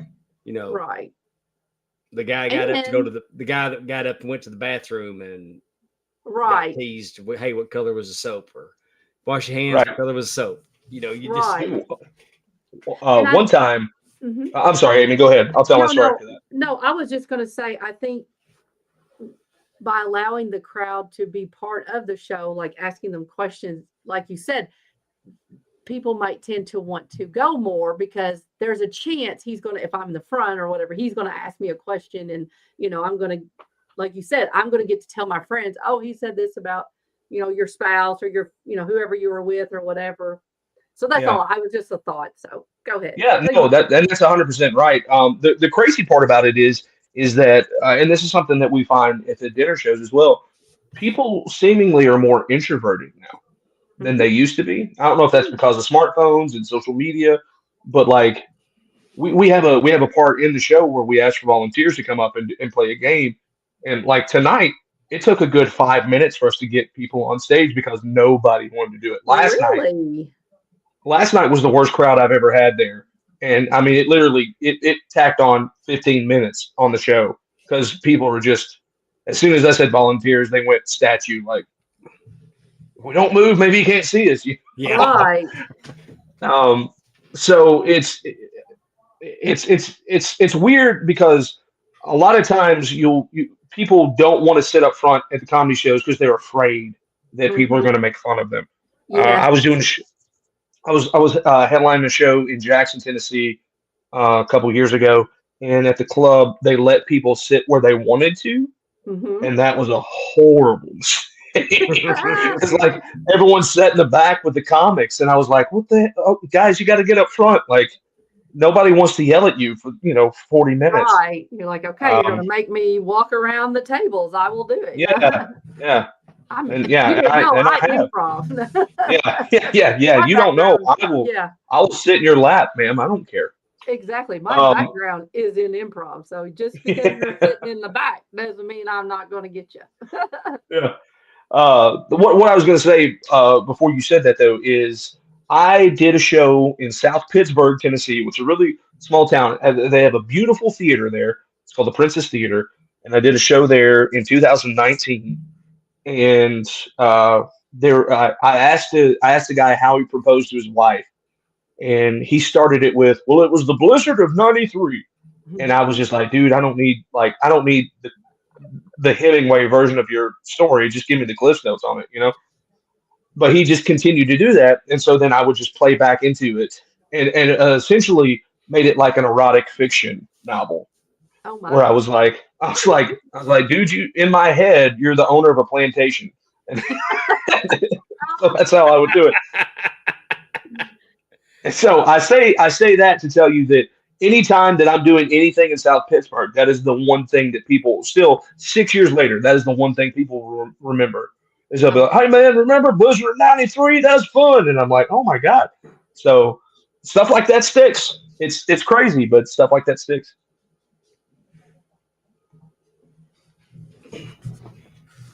Oh, I thought you were going to say something. I was going to ask Derik. I don't know if you have any more questions, but for now, I was going to see if you all wanted to play a game.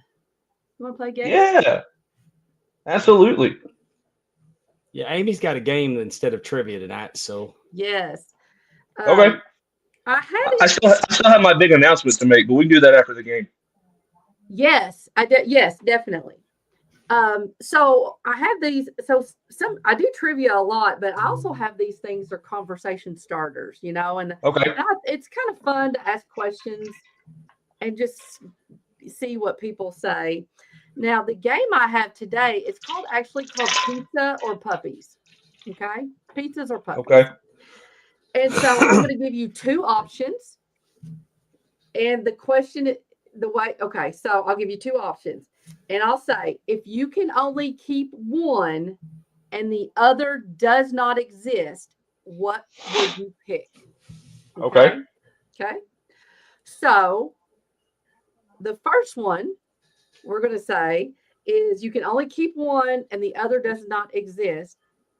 Would you keep pajamas or chocolate? Chocolate. Keep one. The other one does not exist. You're going to bed butt naked. That's fine. Chocolate. Dave? There was a time this wouldn't have been a hard question. Uh-huh. But I do love wearing pajamas. I do love a good butt flap. Hey, you laughing? I've got a onesie. I've got a Dallas Stars onesie that has a butt flap.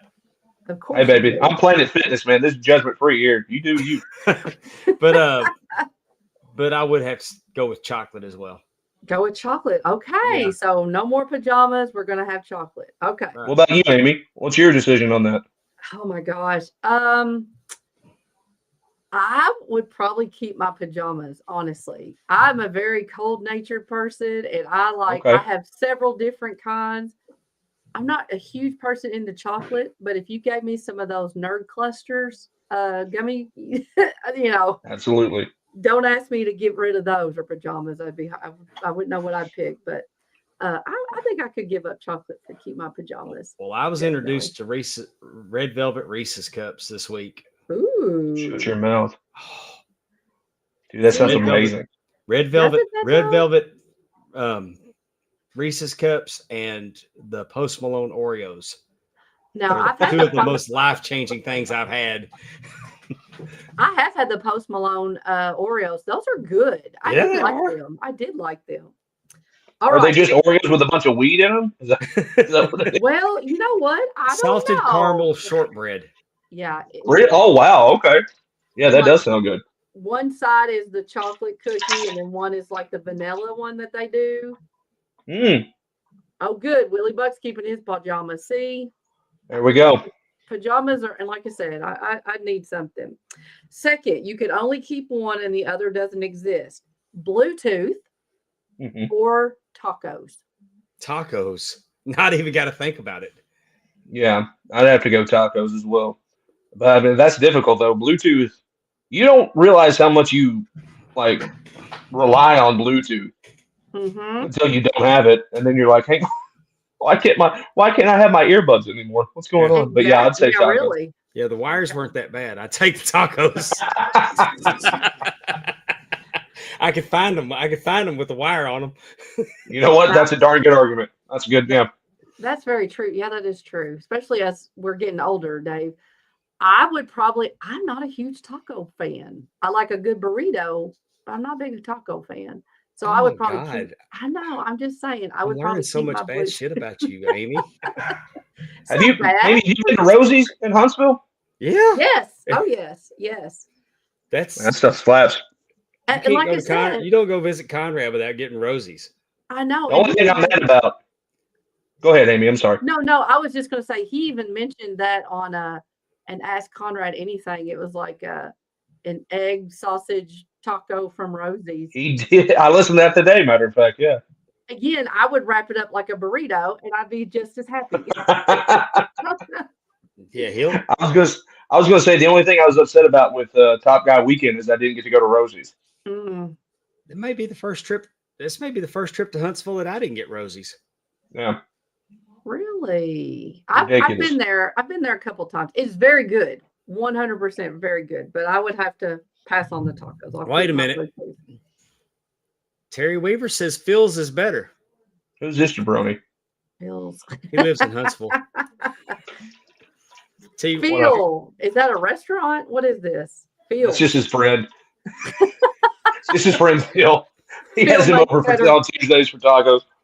Phil makes better tacos. Phil's sponsoring his son's soccer team. All right. Here's the next one. That popped me. That was good.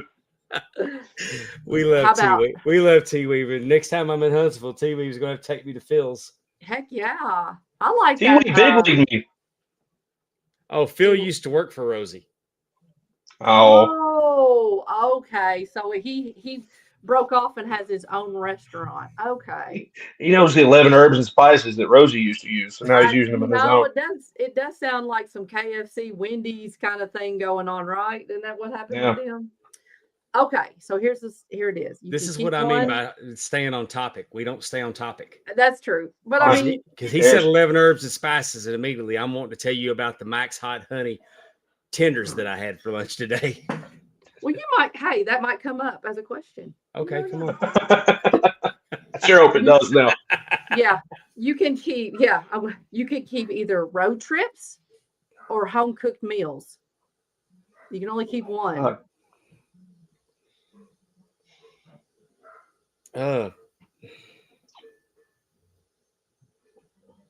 Whew, that's the hardest one yet. That is. I enjoy home cooked meals. Road trips, not so much. Road trips are kind of like a means to an end. But a road trip with the right person. Yeah, but she didn't go with me as much as she used to anymore. Well, that's true. Of course, she's always at basketball, so I don't get the home cooked meals as much as I used to anymore.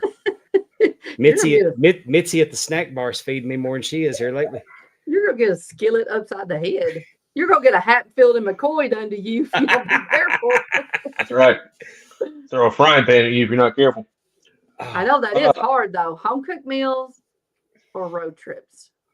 I'm gonna have to go home cooked meals because honestly, I'm keeping them because honestly, that's one of the things that like relaxes me is like cooking a meal.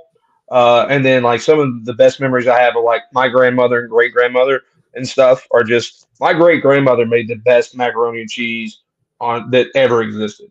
Love it. And so yeah, so I'm gonna keep that. I'm with you. I think home cooked meals, like you said, I've got a lot of good memories from that, and I can home cook meals, with my friends just as much as I can road trip, I guess, right? Yeah. So. Yeah, it's home cooked meal for me. I know. This one is. There's just no. This coming up. The one I'm getting ready to tell you all. Sorry, I have some jumbled word salad, and sometimes. I know exactly which one. It's not even a question. Are you going to keep GPS or Chinese food? Chinese food. I've always been able to find my way around. I know how to use a map. Of course you do, because you're elderly. Yes. Available now at jumpinthepond.com. That's right. I'm going to buy that for my birthday this year. That's beautiful. Oh, yes. You're so Are you even 40 yet? I'm turning 40 this year. This will be your 40th. Okay. Yeah. Then okay. Yeah, so I'm gonna buy it. I'm going GPS, man. I'm not a huge Chinese food fan, so I'd much rather find my way to better restaurants. I, like my grandmother, could not find my way out of a wet paper bag. I need my GPS. I use it all the time, even for things I don't really need it for, just to make sure. Like if I'm going to pick up Aaron at a friend's house or something, it's like, I know it's that house, but I'm going to put it in just in case. Just make sure. I'm using Waze. And I was just about to ask that. And the voice I'm using on it is Nate. Nate Bargatze. Nate Bargatze. Yeah, man. It'll say, I do the same thing. He's hilarious. He's like, turn left. Carefully, please. No cowboy stuff. My favorite's when he's like, you're about to get off on this exit. No one's ever probably told you that you do really good getting off on exits. And I was like, you know what, Nate? You're right. No one has ever told me that. Thank you so much. It's just a matter of fact. It's the best voice I've ever put on there. Oh, yeah. But try using GPS in Atlanta. You know what that'll do? That'll make you stop at a gas station and get an almanac. I mean, get an atlas, because it'll say, up ahead, turn left on Peachtree, and then turn right on Peachtree. Turn left on, because everything is Peachtree. Oh, yeah. You try going to the Varsity to get a hot dog in Atlanta, and the directions are going to mind fuck you. I mean, because everything is Peachtree. Not wrong. Oh my gosh! Oh, that's funny. I did not know that. We had to. We literally stopped and got an atlas. Yeah, Rand McNally. You had to pull it out. Do they even sell those at gas stations? Do you see like maybe truck stops? But do they sell? Yeah, I was going to say truck stops. You get them. No doubt. You get a map at a gas station. But truck stops will have them. Because Love's has them like in 3 sizes. Mm-hmm. Yeah. I was going to say you needed an almanac because you probably got stuck in traffic and need something to read. Atlanta's awful. It's horrible. Awful, dude. I hate it so much. If I'm not driving through there at like 3 o'clock in the morning when there's nobody there, I'm not driving through Atlanta. I will do everything in my power not to. We used to try to stay in Atlanta so we could eat there and then pick up in the morning. Mm-hmm. So we didn't have to, because I'd seen on the Food Network, I'd seen there was a bar that at night they make just so many hamburgers. Like at 11, they make their bar food, but they only have so many hamburgers they're going to make. And I wanted to get there and get one of those. Then I found out you didn't have to wait till 11; you could just order one. That 11 was gimmick shit. Oh, for the show kind of thing. Yeah, ridiculous. All right, I don't know if you'll like this one or not, but it's going to be hard for me. Online shopping or music? Oh, music, 100%. Oh yeah, music. Yeah. That's not even online close. shopping is wonderful. Don't get me wrong, but music, man, golly, I couldn't imagine going a day without having music. Yeah. I don't listen to music as much as I used to. As if I'm in my car, I've got a podcast on, and it's not always ad-free shows. I have Wondery, I listen to Morbid, and I listen to I listen to all kinds of stuff. It's like online shopping has just really changed my life. Yeah, I don't listen to as many podcasts as I used to. Because I listen to the TNA Top 10. Yeah. And then I've got my, I listen to Something to Wrestle, Tony Schiavone. I'll normally listen to like the first 30 minutes of Jeff Jarrett. I've gotten to where I may not. I'm definitely going to get the crosstalk. But when they get to the main topic, I'm like, maybe next. It depends on what kind of time I'm looking at. But with this truck I have internet in my truck. Ooh. And by doing so, it has picked up all the internet channels on Sirius Radio. Oh, dude. Nice. Like I got channel 350, Red, White, and Booze, that plays country and rock. I've got the top 1,000 country songs. I found this comedian channel. Isn't she funny? And most of the time she's not. But there's a few on there that are. And then I've got Elvis. I've got the top 500 80s, top 500 90s, the love songs. It's just, but I'm getting all of these channels. Yeah. That I didn't used to be able to get because it picks up all the internet channels. Going back to She's Funny, who have you heard that you thought was funny on that channel? Oh, God, I couldn't tell you her name, but she was talking about dating men over 50 that waited late in life to have kids. And she was like, they'll be like, hey, hang on, I got to go fit one of my kids. Here, talk to my other kid. And then she's like, hey, put your daddy back on the phone. I'm trying to suck his. And she's talking bad to the kids. It was hilarious. Yeah. Sounds like it. No. But I haven't heard anybody. There's really been nobody on there that are national names that I've ever heard of. I got you. I was going to say, be on the lookout for Kelsey Cook. I don't know if she's on there or not, but she's a comedian out of, I think she lives in Minnesota now. She's very funny. She just had a special drop on YouTube a couple weeks ago. And she's really funny. And then Leanne Morgan is a lady from East Tennessee. I've seen her. Yes, I really like her. We went and we had like a girls' night at Paducah. Had her at the Carson Center. And we really did. Yes, that was really. We had a good time with her. The Big Panty. Yeah, she's very funny. Big Panty Tour is what she had. That's right. Yeah. And then I was going to say, Amy, do you listen to true crime stuff at all? Oh, 100. Yes, 98%. Yes. Okay. Do you listen to the podcast called 10 Minute Murder? 10 Minute Murder? No. Mm-hmm. So there's a podcast called 10 Minute Murder, and it's a true crime thing in about 15 minutes, like all together. But the main bulk of it is around 10 minutes, and it's great. The guy's name's Joe. I think he actually lives in Huntsville. I think he's friends with Cassio, matter of fact, because Cassio's who turned me onto it. But it drops Tuesdays and Thursdays, and it's phenomenal. And doesn't I don't know what it's a quick hit. Yeah, I don't know what your routine is, but it's not going to take you long to get through an episode. It's really, really good. No, I like that. You just never know. Yes, I have Dateline, First 48, Morbid on Wonderly, Crime Junkie. Like I listen to just a little bit of everything. solving all the world's problems. What I say. Yeah. Yeah. I Well, got one. plug that one in.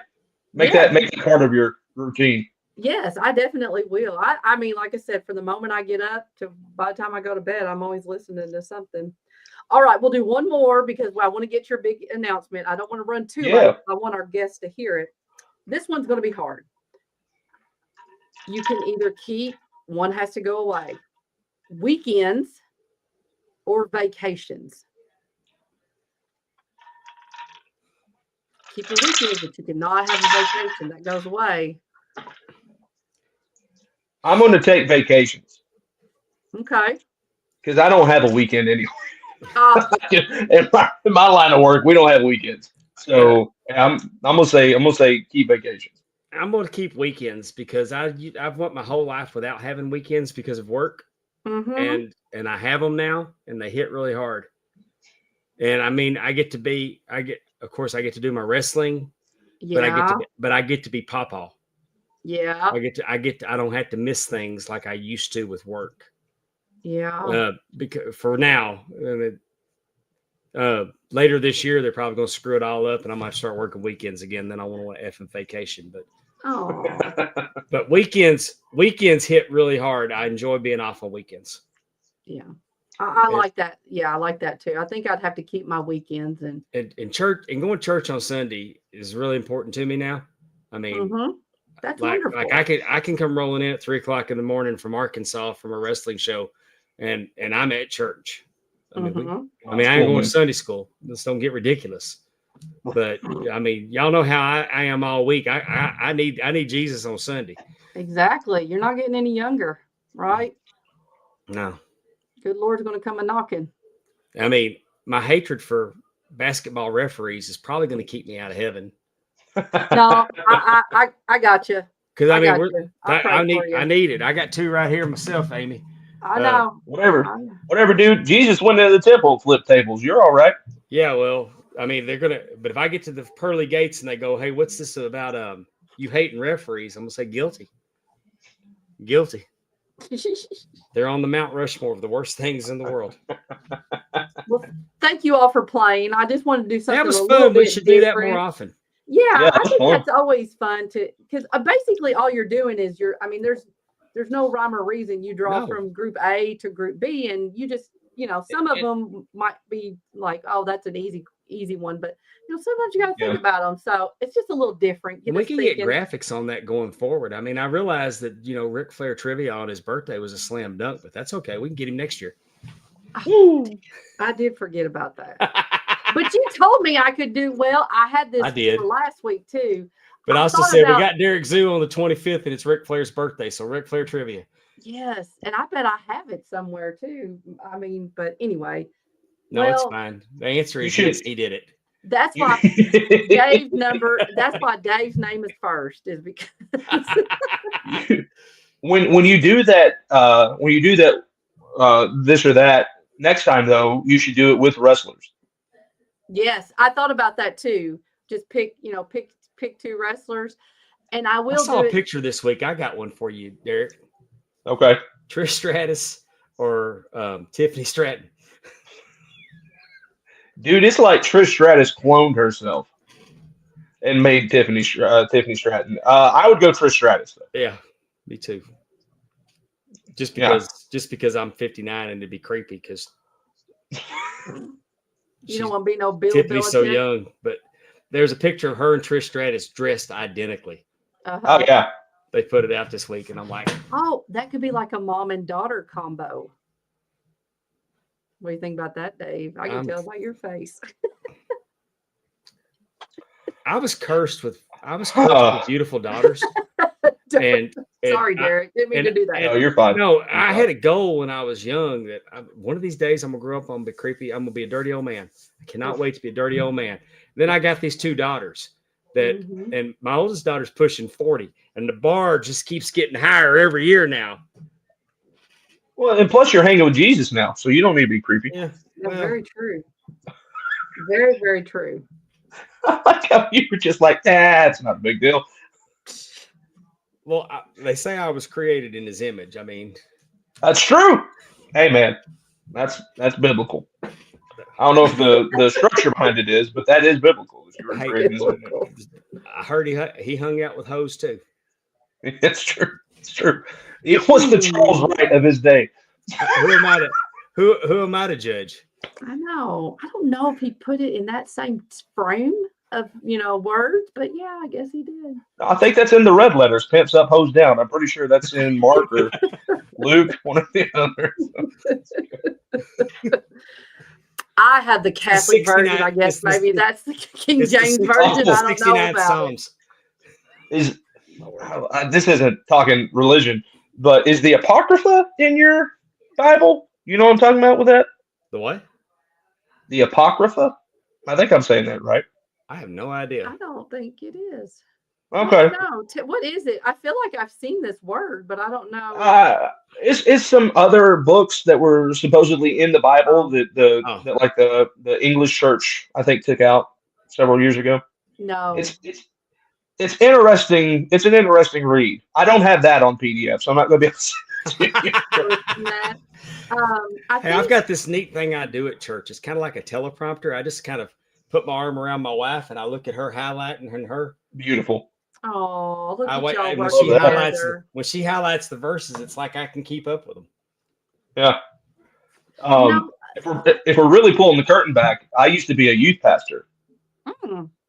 Yeah. I can see that that's a good improv job. No. Yeah, for sure. And then I realized real quick that vocational ministry wasn't my thing. I've gotten real comfortable up there. The other day, he had us open the Bibles, and I actually had my Bible that day. And he told us to open it to whatever chapter and verse we did, and I did. And you know what? He preached about everything but that chapter and verse. He's all over flipping pages, and I can't keep up. That's why Tep is good about finding all that, because, I mean, she's been going her whole life, so she kind of knows where they're all located in there. You can tell, because I'm trying to, with my glasses on, trying to get the seeing, because they'd got like a little half D with little small letters telling you which 3 books are here and there. Right. I mean, I know that Genesis is first and Revelations is last, but trying to find, and then Matthew, Mark, Luke, and John are somewhere in the middle. But man, he starts calling for Ezra or Esther. When he starts looking for Esther, right? Man, I'm all over the place trying to find it. I thought Zephaniah was a white wine. Turns out it's a book in the Bible. I mean, it just gets embarrassing. So I let Steph do the heavy lifting and the highlighting, and boy, and I follow along that way. You're there for the amens. And then I got my arm up here, so I'm kind of had snuggled to her, so I'm staying warm. I'm staying. That's warm. The both worlds, really. Yeah. In the summertime, it may get a little warm in there doing all that, and I'll have to go back to trying to do my own. But if we get some internet, and every time we have a men's meeting, I'll say we need internet. We need internet. And my thinking is that you don't have internet in your church? Oh no, really? We don't have phone service in our church. Okay, which is good because I'm scared to death my phone's going to go off one morning with Jay-Z texting me. Yeah, and I got the Rodney Carrington text tone, and he goes, "Titties and beer." I don't know if any amount of highlighting that Stephanie can do will help you with that. But if we had internet, I could just type in what he's looking for, and I can keep up with him the whole service. Right. Plus, I've also suggested that we start streaming our services because we talk about our shut-ins at the top of the service when we're praying for our shut-ins. Well, we could put the services on YouTube Live, and they could watch it. The shut-ins could watch it. Yeah. That would be nice. Have you suggested the grandkids could play and they wouldn't be so rowdy during the service? That's true. Have you suggested doing church in your truck since you have internet in your truck? That's true. There you go. I don't know how big your congregation is, but if you can all fit in that truck, 40's a good day. Well, then you'll be fine. I mean, we're a small church. Yeah. I mean, one of the compliments I get is like, I love it when you pray because you talk loud enough where I can hear you.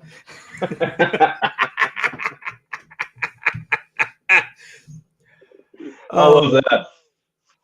Well, Derik, what's before we wrap this up, you said I noticed that you had posted today that you had a big announcement. I think you had a big announcement last time you were here too. Yeah, I just like coming on here and announcing things. I love that we get the big announcements. Yeah. Yeah. So my big announcement is I am in the process of writing a book, and Awesome. yeah, and hope to have that out by the end of this year. So working on it right now. Have an editor that's going to help me with it, and as soon as she thinks that it's worth sending out into the world, we're going to put it up probably through Amazon and Uh-huh. uh, and put it out that way. But basically, just a bunch of stories about my life and journeys and all that good stuff. And so, yeah, I'm really excited about it. But it'll definitely be out before the end of the year. Wonderful. Congratulations to That, you. that Thank is you very much. exciting. And then I we can do get you Yeah. back on here again. exactly. It's got I to be a do think fascinating book because we've had you on here twice. So, I mean, just 2 hours with you is pretty fascinating. exactly. So I can Well, only imagine what a lifetime of stories is going to be. and Yeah, man. I was just gonna say, just knowing what I do know and your positivity, I think a lot of people will benefit from reading a book of overcoming obstacles and Hmm. keeping that positive attitude and where that strength comes from to even do that. Yeah. I think, yeah, I really think that's going to be wonderful. I'm very Yeah. Well, happy for thank you. you. Thank you very much. Yeah. Yeah. It's not to go too far into it, but like I had a real rough childhood growing up. Mhm, mhm, If you follow me online, I talk about it a little bit here and there. And the thing that used to get me through it, and this is true, the thing that used to get me through those dark times was I was like, eventually I'm going to be somebody, and mhm, I'm going to be able to tell this story, and it's going to be able to help other people. mhm, Like that was the whole reason why I was like, okay, everything's going to be fine. Like eventually everything's going to be fine. And so I feel like I'm at that point in my life now where I have a little bit of an audience and mhm. I can tell those stories and really let that out into the world, and hopefully, hopefully that's what it'll do, man. Hopefully it'll help some people, encourage some people, and let them know that whatever they're going through, it's going to get better. So And I really just, excited about it. I'm sorry. no, Go ahead. no, I'm sorry. You keep talking, and then I'll say, I sorry. was just, I was just saying I'm really excited about it, and it's been a process writing some of those things Oh, out. I'm sure. And the all my friends say that I've got a photographic memory because I remember everything, and so it's been a journey to relive some of that stuff, but also it's been really cool to like relive some of the cooler stuff too, Mhm, and mhm. so just really excited to be able to tell those stories and get them out there for the world. That's awesome. We got a It working title for it. is. Rooting for you is actually what I'm going to call it. Rooting for you. That's awesome. Yeah. That So is. we're And yeah. to think about, like I just, the fact that you are going through when you are going through hard times, dark times, the idea of you thinking this is going to benefit somebody one day. I'm going to be somebody. That is an incredible mindset. And so I hope you do get into how you were able to create that mindset for yourself. And if it was a person in your life or whatever, I think that would be and it hopefully that makes a chapter in your book because not everybody's going to think that way. And Yeah. I think that's incredible that, no I matter think it's a what you're gift going to through. be able to Yeah. help people because Yes. after I got shot, everybody told me I needed to go to therapy. Hmm. So I went to this group and I was like, I survived. Like a But the PTSD people, but therapy or like but what? I don't remember. I Oh, just like everybody said, you got to go talk to somebody. yes. And I'm in Yeah. this group and everybody's upset about people that didn't make it. And I made it. And I didn't know, I almost felt like my presence there was not helpful to them at all. Right. But I also didn't have any idea of anything in it. I felt helpless because these people were hurting and I didn't know. I mean, it wasn't really my spot to help them, but I wanted Right. to help them and I wasn't equipped to help them. Does that make sense? Hmm. Hmm. So that you went through difficult times and you've come out, you know, on the other side Yeah. better for it and can actually help people. I Mhm. think it's just a great thing. Definitely. Yeah. Well, thank you. I appreciate It's a that. gift, and it's a gift. I can't Yeah. wait to read it. It's funny you say that, man. So when I was 16, I left home, moved out, and I wound up living with my grandmother until I graduated high school. But one of the things that my grandmother said was she was like, "I'm going to put you in therapy because I feel like just with the things that you went through up till now, you're going to need it." And so we went the first session. She was in there with me, and the doctor's talking about all the stuff, and I'm answering the questions, and we're about 10 minutes into it, 10, 15 minutes into it. He looks at me and he says, "You don't need this. Mm. Like you're good. You don't need." And my grandmother, God love her, was a drama queen. We brought that up. Yeah. She loved the attention. She was in hysterics, and the doctor looked at her and was like, "Maybe you should come back."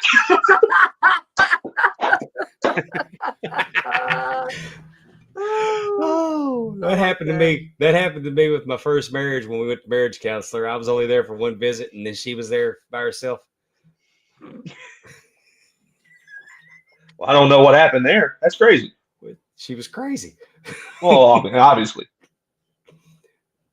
But yeah, man, I'm pumped. I've been working on it little by little over the last I don't know, like 6 months or so, and so should hopefully have the first draft to my editor within the next few weeks, and then we'll whittle it down to however she thinks it should be good, and then when she thinks it's ready to go, and I think it's ready to go, then we're gonna put it out in the world. Um, I'm shopping a couple people to write a forward for it, so that's the next thing. But yeah, like I said, hopefully, I would love to put it out around my birthday, which is in October. I think it'd be fun to like celebrate my 40th with publishing my first book. So Yeah. that's the goal for right now. We'll see what happens.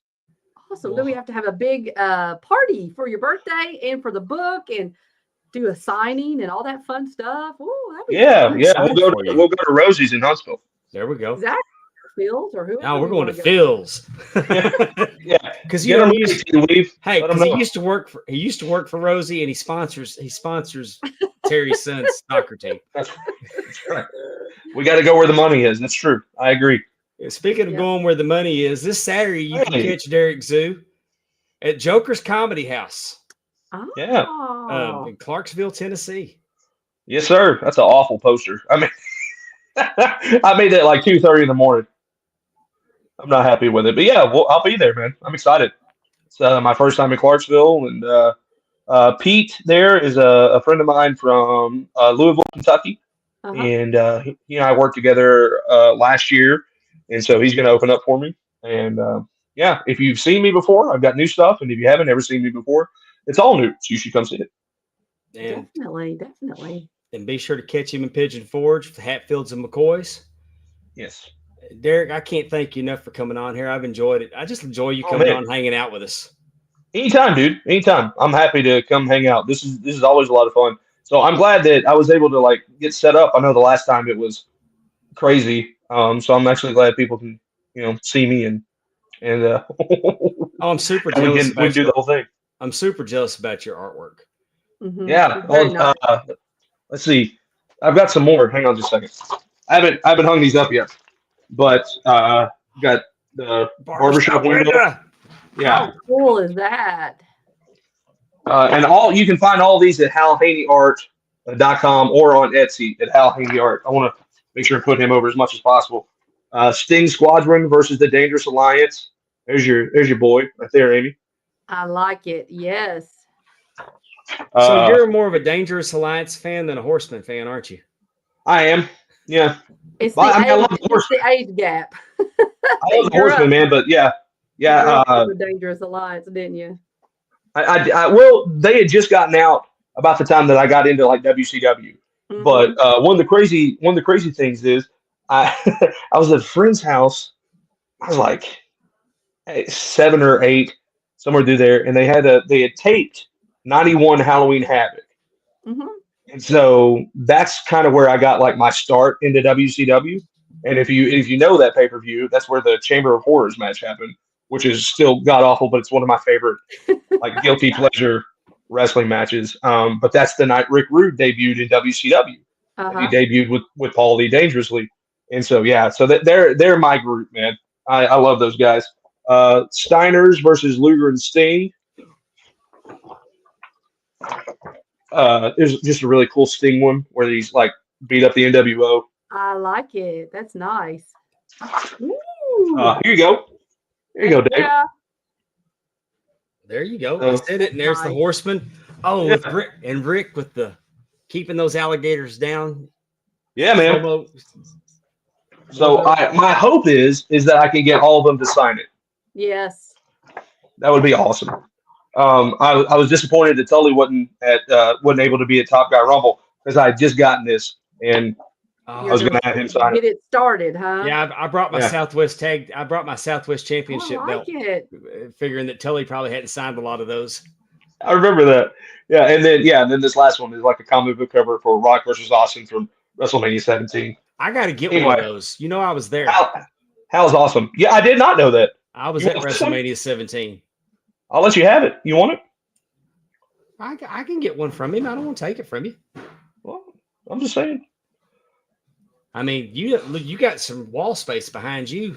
Yeah, you're not wrong. You're not wrong. I do for sure. But yeah, no, they're awesome, and they're. I mean, it's just top of the line stuff. Hal's the man. So I can't put him over enough more. So yeah, next time I come on, I'll have more stuff behind me for sure. Well, we can't wait to have you back. Yes, absolutely. Thank you so much for joining us tonight. Anytime, man. Loved it. Thanks for having me on. All right, thank you. For Derik Zoo and Amy Vaughn, I'm Palmwater Dave, and we will see you next week on Talking Wrestling with Palmwater and Amy. Good night.